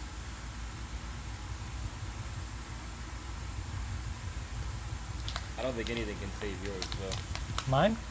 Yeah, it's too far gone. I'm talking to you. Fucking my buddy. Bro, you're like my biggest supporter, but my biggest hater at the same time. That's how you know it's real. Yeah, that's a true friend. I want to say, friend. I said one joke to him like in the beginning when I seen him the first day, and he's been talking smack to me ever since. We've just been buddies ever since. Yeah, best buds, epoxy bros. That's our next company. Epoxy bros, I know those people. You know, in Florida, I know all those guys. Man. So as you can see, I'm following that linear orientation. Every single pass accents more of that striation. At a certain point, once everything is where it needs to be, You gonna do it too? you're gonna let it sit just for a little bit, because as this mica sits in place, it wants to stay there in the resin, right? We're gonna let it find its home, grab on just a little bit, and we're gonna come in and disturb it again.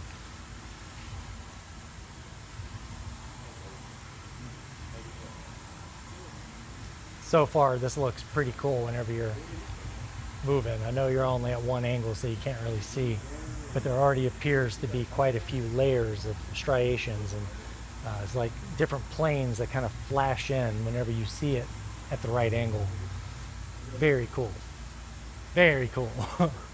Mine's a lot more clearer. Yeah, bring the opacity up. Like take some resin or take some micas and just literally. Do I want it to cover up? Do I mean, that's how you get like this illusion down. Yeah. Like you want it opaque enough to kind of hide the definition of where things are, but you want it translucent enough to have this flash through. So more pigment or ink? Yes. More, well, not necessarily ink, mica. Because the ink is purely translucent. The mica's clouding it up. It's changing that opacity. I just thought I was already out of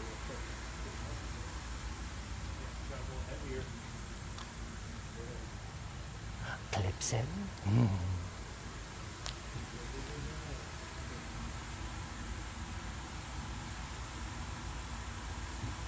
Get those micas on there however you want. Don't let anybody tell you that's not the right way. It's not the right way for them. They don't necessarily know what's best for you. You know what I'm saying?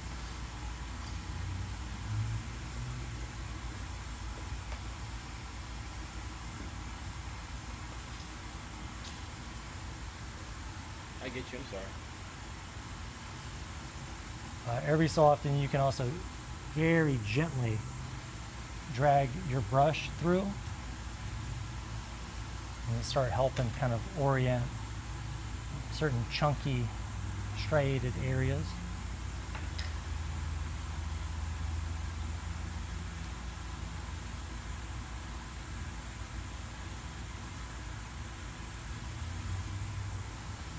And do remember every so often to stir that black that you have.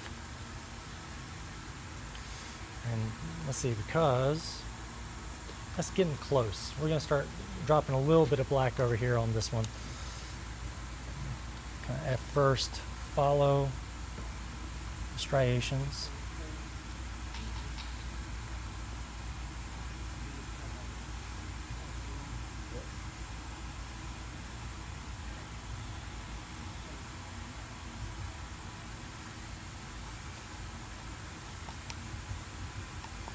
Where you can see that bright flash underneath these micas, that's a great place to run some of this black and kind of like section it off, almost like outline it, make it look like it's, you know, give it that little bit of definition.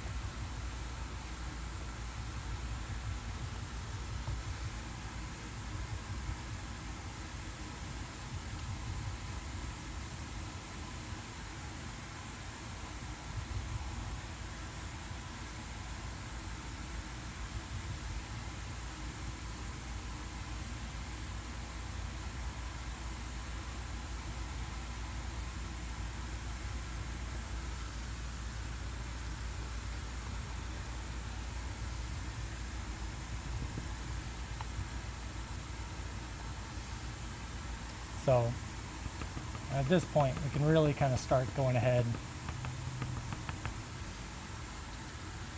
It's getting towards the end of the work time with the resin, right? So we're going to put some areas where we just kind of glob some black in place. You can have it pretty much wherever you want.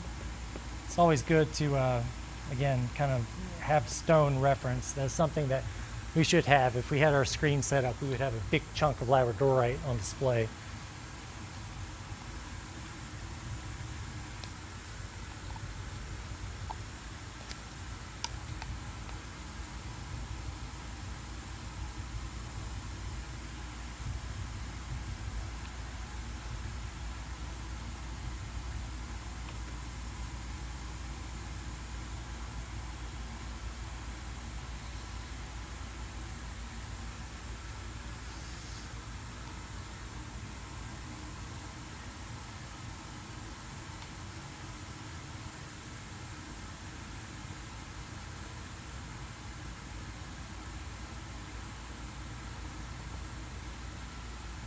Some of the black kind of comes across and opposes the striation that your colors has. So some of it's going to be running with it, and then you're going to have spots where it just branches off and like cuts in the opposite direction opposed to it, like it comes to it at perpendicular intersection, or like at least like kind of just at an angle and dissects it and bisects it.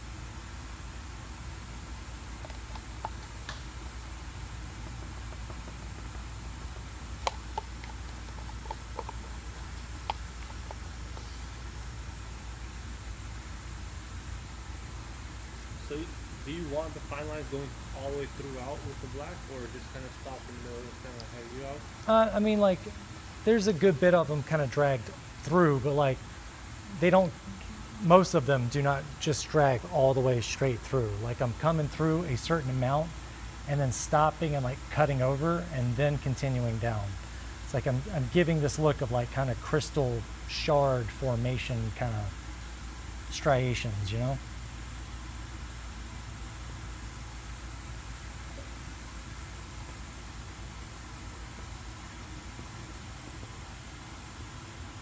So once this material hits a certain point in its consistency, it's pretty much now trying to just hold on to its position. It's almost to that point.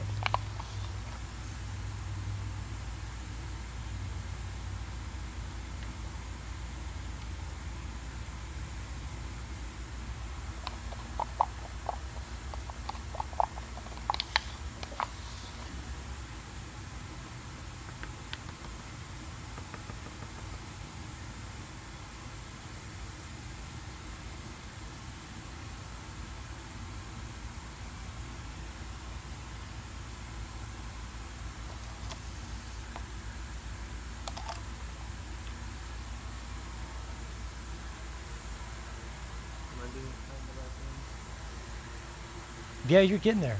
Absolutely. Try to make these lines a little bit finer and like watch how as you're traveling through, you can kind of just cut over. Okay.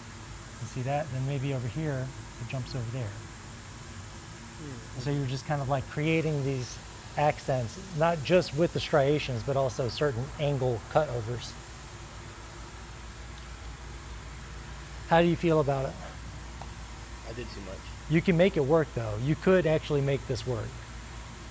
It would involve doing a couple more You layers. need to leave it alone. Yeah, yep. Simplicity. The simplicity of making it look. Like I had my color theory at first, It was there. Huh. How would you fix it? Add more other colors? I would start working on laying in some of the black, and as it starts gelling up more and more, whenever we mist it with this alcohol, and then go across and chop. Watch. I need like a yardstick. I need a long stick.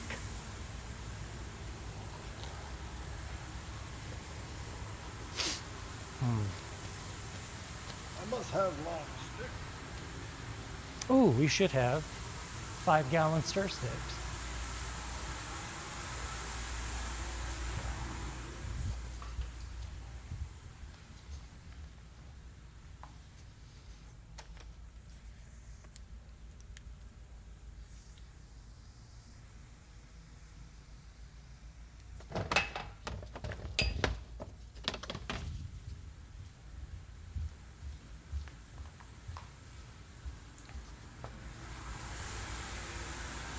These laid out good. I left mine alone. I left that one alone.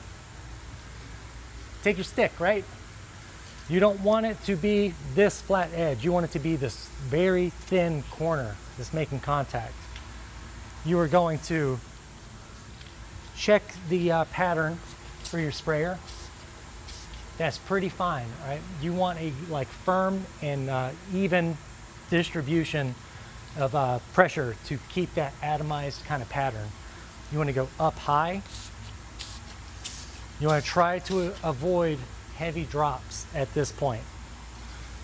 Once you get that sprayed on there, you're going to want to kind of quickly come through and chop.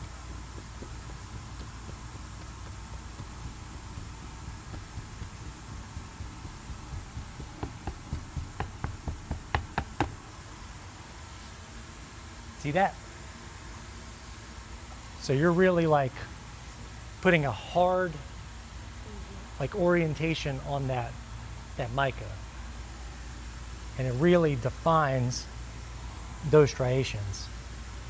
And another thing you can do, an alcohol trick, is you take a brush, even better if it's like a little bit gummed up with something. Say it's got like some old primer or, you know, a little bit of spray paint, whatever. These bristles are a little bit more stiff. This black right here, this is a dye, so it's trying to sit on top of everything, right? And it also likes to be told where to go. So this is acting as a barrier between these bristles and that pigment, right? Whenever I miss this and then I drag that brush through it, it's essentially causing the brush to not fully bite into the epoxy and pull the mica and the epoxy and the dye and everything all together. It's allowing this oil to just kind of skate freely just for a couple of seconds. And what you can get with that is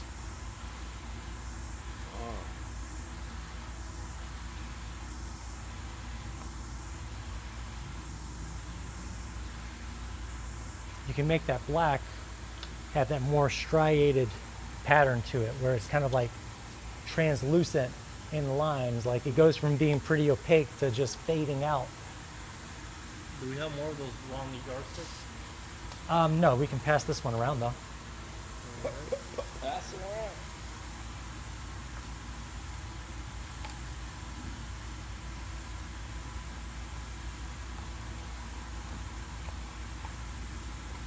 So this, at this point, this is pretty much where I want it. I've got a lot of good visual information in here. As that yardstick makes its way back around, I'm going to pass through with that one more time, because It might blow that's your looking way. sick. Might blow your way. That's though. cool. It's all good. Trust me, I'm used to smelling solvents all the time. Oh yeah, that's right. I got a little bit of gold too. I forgot.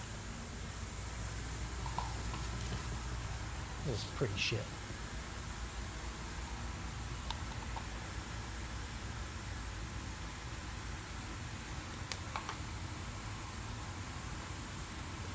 You saving it, Madden?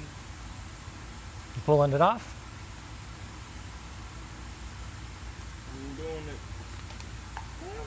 Awesome. Remember, it's never too far gone. Well, not never. Very rarely is it too far gone.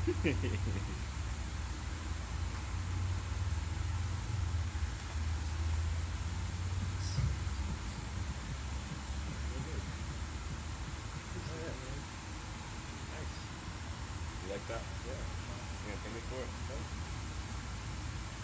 I spent my time and material and think I'm chop cheese.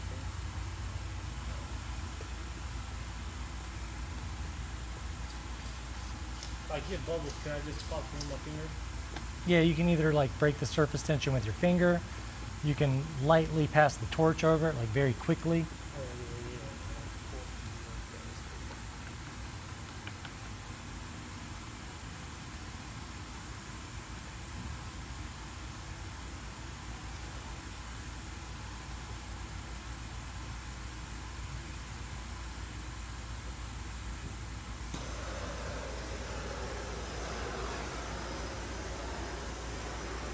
I ain't mean to pull that over.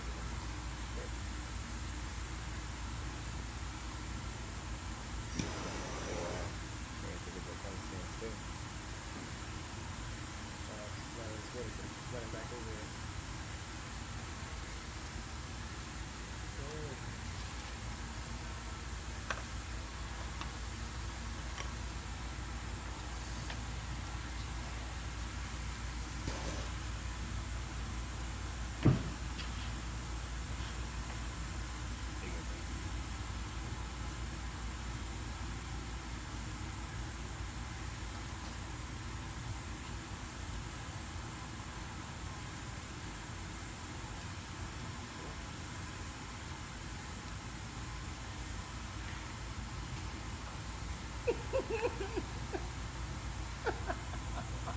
No, it's not bad. What is the laughter about? I was like, Are we all being nice to each other? actually, we are, man. This is Ukrainian love right here. They're just mean people, man. You know. They started a whole war. Aggressive love, you know? They Sometimes. actually just surrendered, man. Now you got us. About to start a war.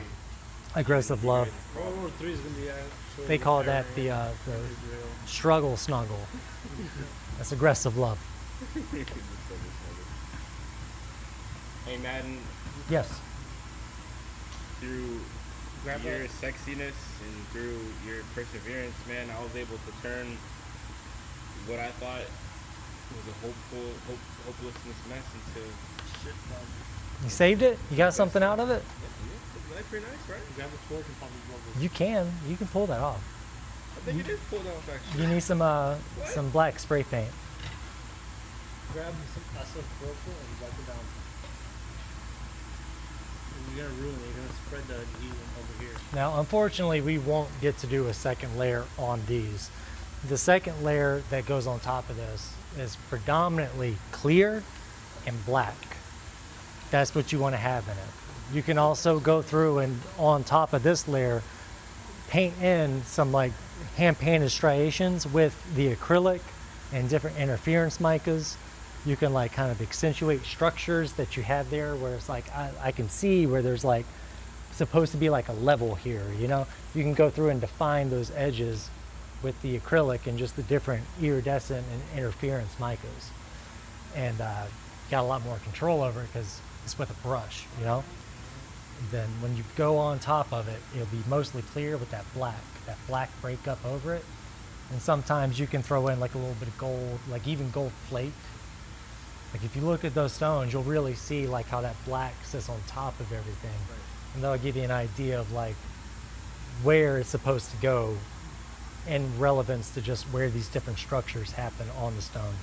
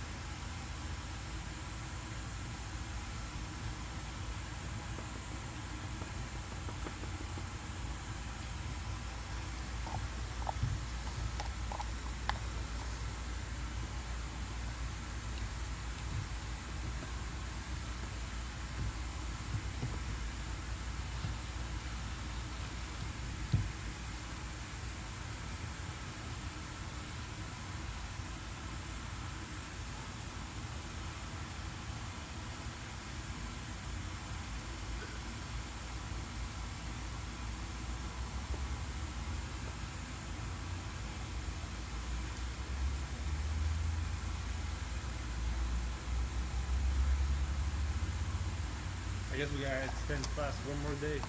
I wish we could, man. Like I said, or just have you for 14 hours each day. I know that's like grueling though. People need like, you'd have to end up having an hour and a half of that at least being a break. Like a few breaks over the time. Oh, I need that yardstick. I did not realize. Excuse me, sirs. Come on.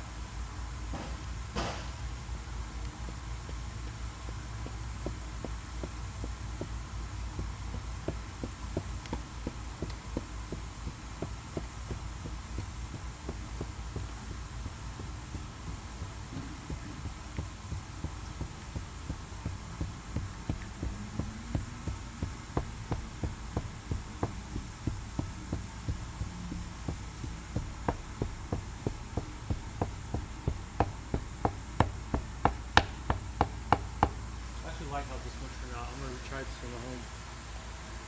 No, I can. You definitely get the concept. I can see it. Yeah, if you play around with it and really work on like just kind of obscuring where these are so go this defined way. under there. But this is something too where again working in layers. This is why it's great. This can cure just as it is now, right? You can come on top of this and take your acrylic medium, right? Mix in whatever micas you want and whatever opacity you want. Brush it on and actually build like new structure in here on top of what's here. Like super fine lines of black, but I just think I could do that. Yeah, I mean, honestly, this is the time to do it. You should try dragging a few through. Like just vertical this way? Or Yeah, like same thing, same thing, just kind of like boom, boom, like cut over. Because you want it like very little on the stick, very little.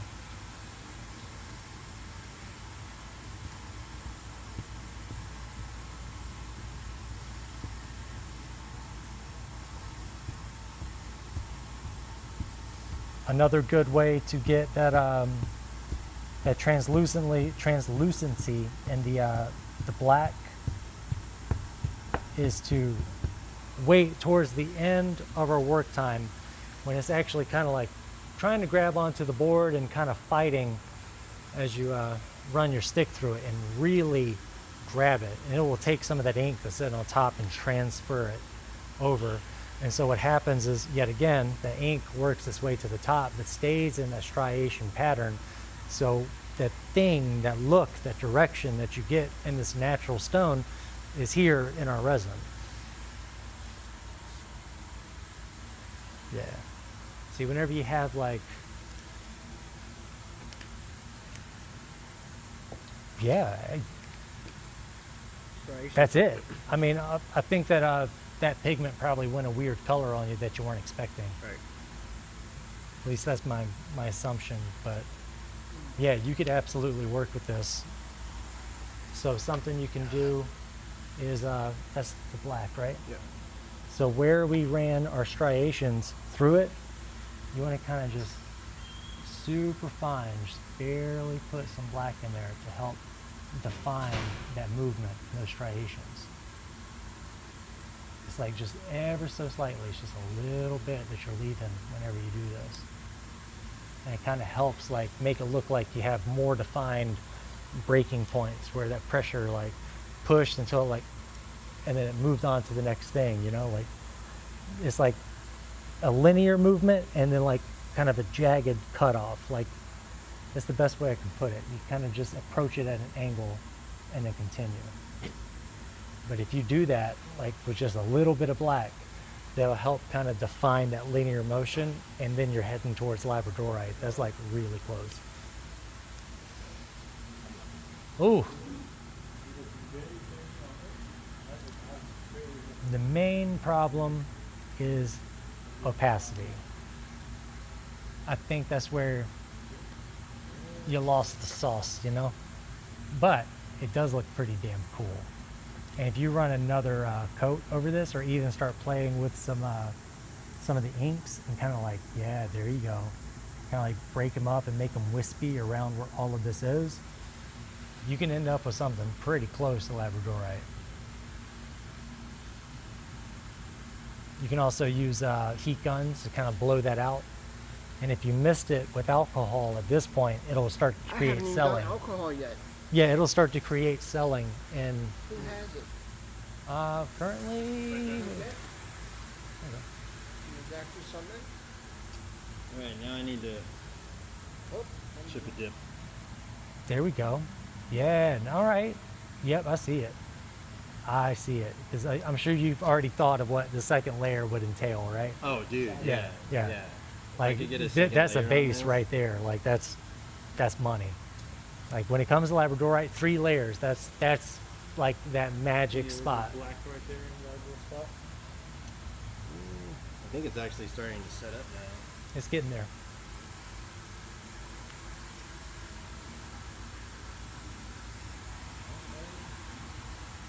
Justin, how does that look? It's coming together. Like if I want to see if I do this for the camera. It's gonna come. Pretty. I didn't switch it. Oh, yeah, switch it. Now do it. Break a couple of these.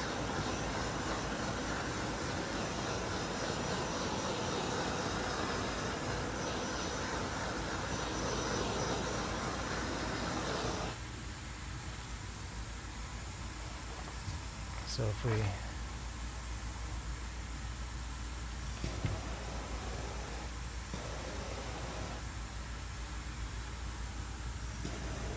can't really see all the it's a little bit washed out. You can kind of see it. A little bit of color correction. Those colors would pop. It's also got a lot of reflection back. So like, Those lights are pretty bright. you will get little craters that kind of form if you hit your resin with it late in its work time. It's nothing big. You just, again, kind of break that surface tension and to keep that linear motion to it. Every time your tool touches the epoxy, you want it moving in that motion.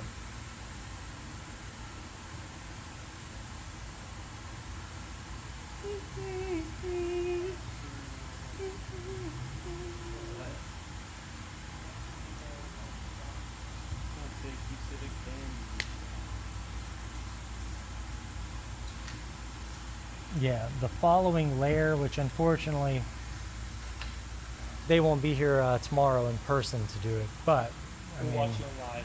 I'm gonna. If you're down, or you can show me how to run this stuff, I can record it. If I don't stream it, I can at least record it.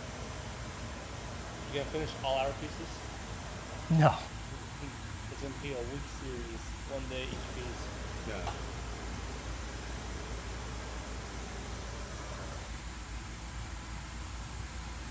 So we're gonna wrap these up and then that's this yeah.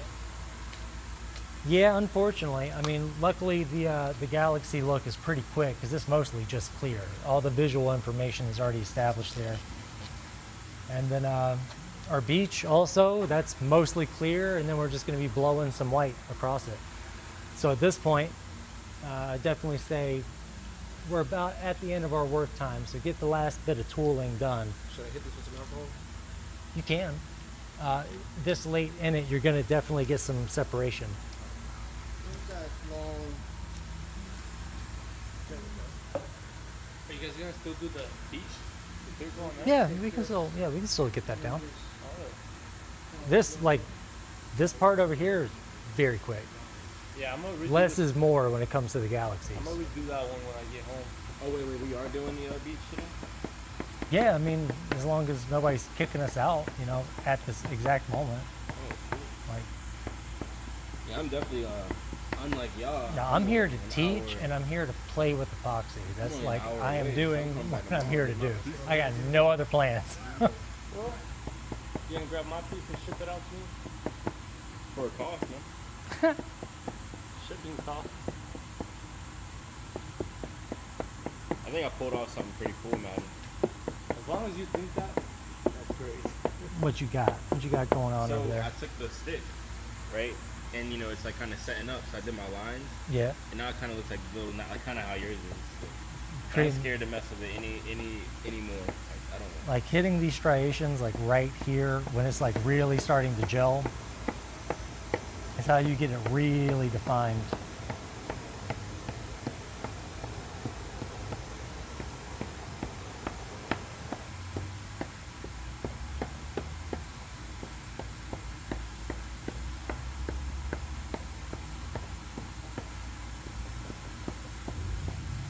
Also, the following layer, I did forget to say, you can throw a little bit of ink in there to kind of put a tone, like put that tone of like green, purple, blue, whatever you want in there.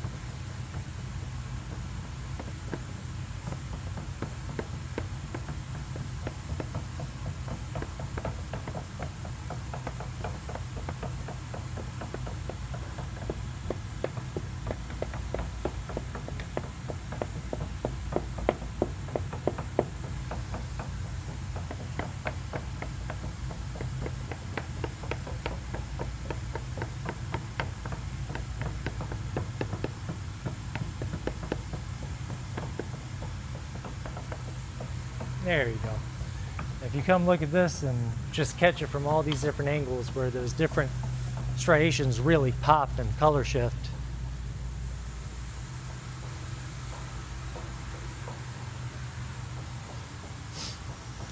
Nailed I it. can definitely see that you get it. I'm gonna hit it with the profane torch. I mean, also you gotta think like, have you spent a lot of time staring at this stone? Never. So you're seen kind it of in my just life. you're just kind of jumping into it blind, you know. If you take the time to like study the stone, and now that you understand the concept behind like putting those foils down in there, and, like hiding them, letting them flash through, this could very easily. Be a masterpiece. I'm Just not took the words out of your mouth. Huh? not even exaggerating. Yeah, yeah. That was pretty cool. You know, if you take this and work with it like a hand painted layer. Are you gonna do anything else with these boys? What do you mean? Like, so I'm leaving tonight, Yeah, but he's gonna ship me out his piece. I'm buying his beach off him. yeah, If Very you cool. If you're gonna do anything with this, he could ship this one out with it. yeah. That's fine. Yeah. Because for real, looking at this more, like right here, like absolutely, this is a stone's throw away from labradorite. I'm gonna finish it tomorrow. Yeah, it was really good. Appreciate it. Say that stuff. Say that nice stuff See, about you got mine, it too. man. So if you took the orientation of your striations and lined them up with these shiny parts that you laid in, you would be 80% of the way there. Like if you just went, boop, that's the only thing that's keeping me from being like, there you go. Which I mean, again, Late. I mean, you might be able to reorient that. Like, yeah, I would work quick. Just follow that movement of the shiny bits. What if I get mine and hit it a little bit this way, the other way, or When it comes to these striations, they predominantly stick Want it to be this way. Okay. If you want to put stuff that's intersecting, what you can do is take acrylic and like an interference mica, make a heavy mixture of it, and draw fine veining, like fine fractures across.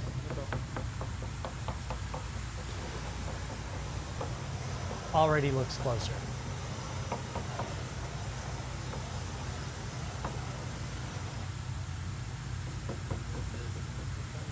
Like already putting that striation pattern in line with those already starts to sell it.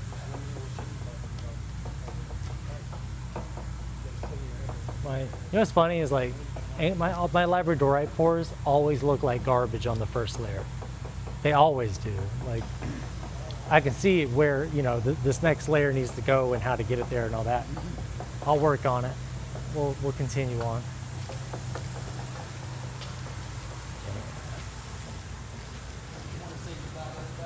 Oh.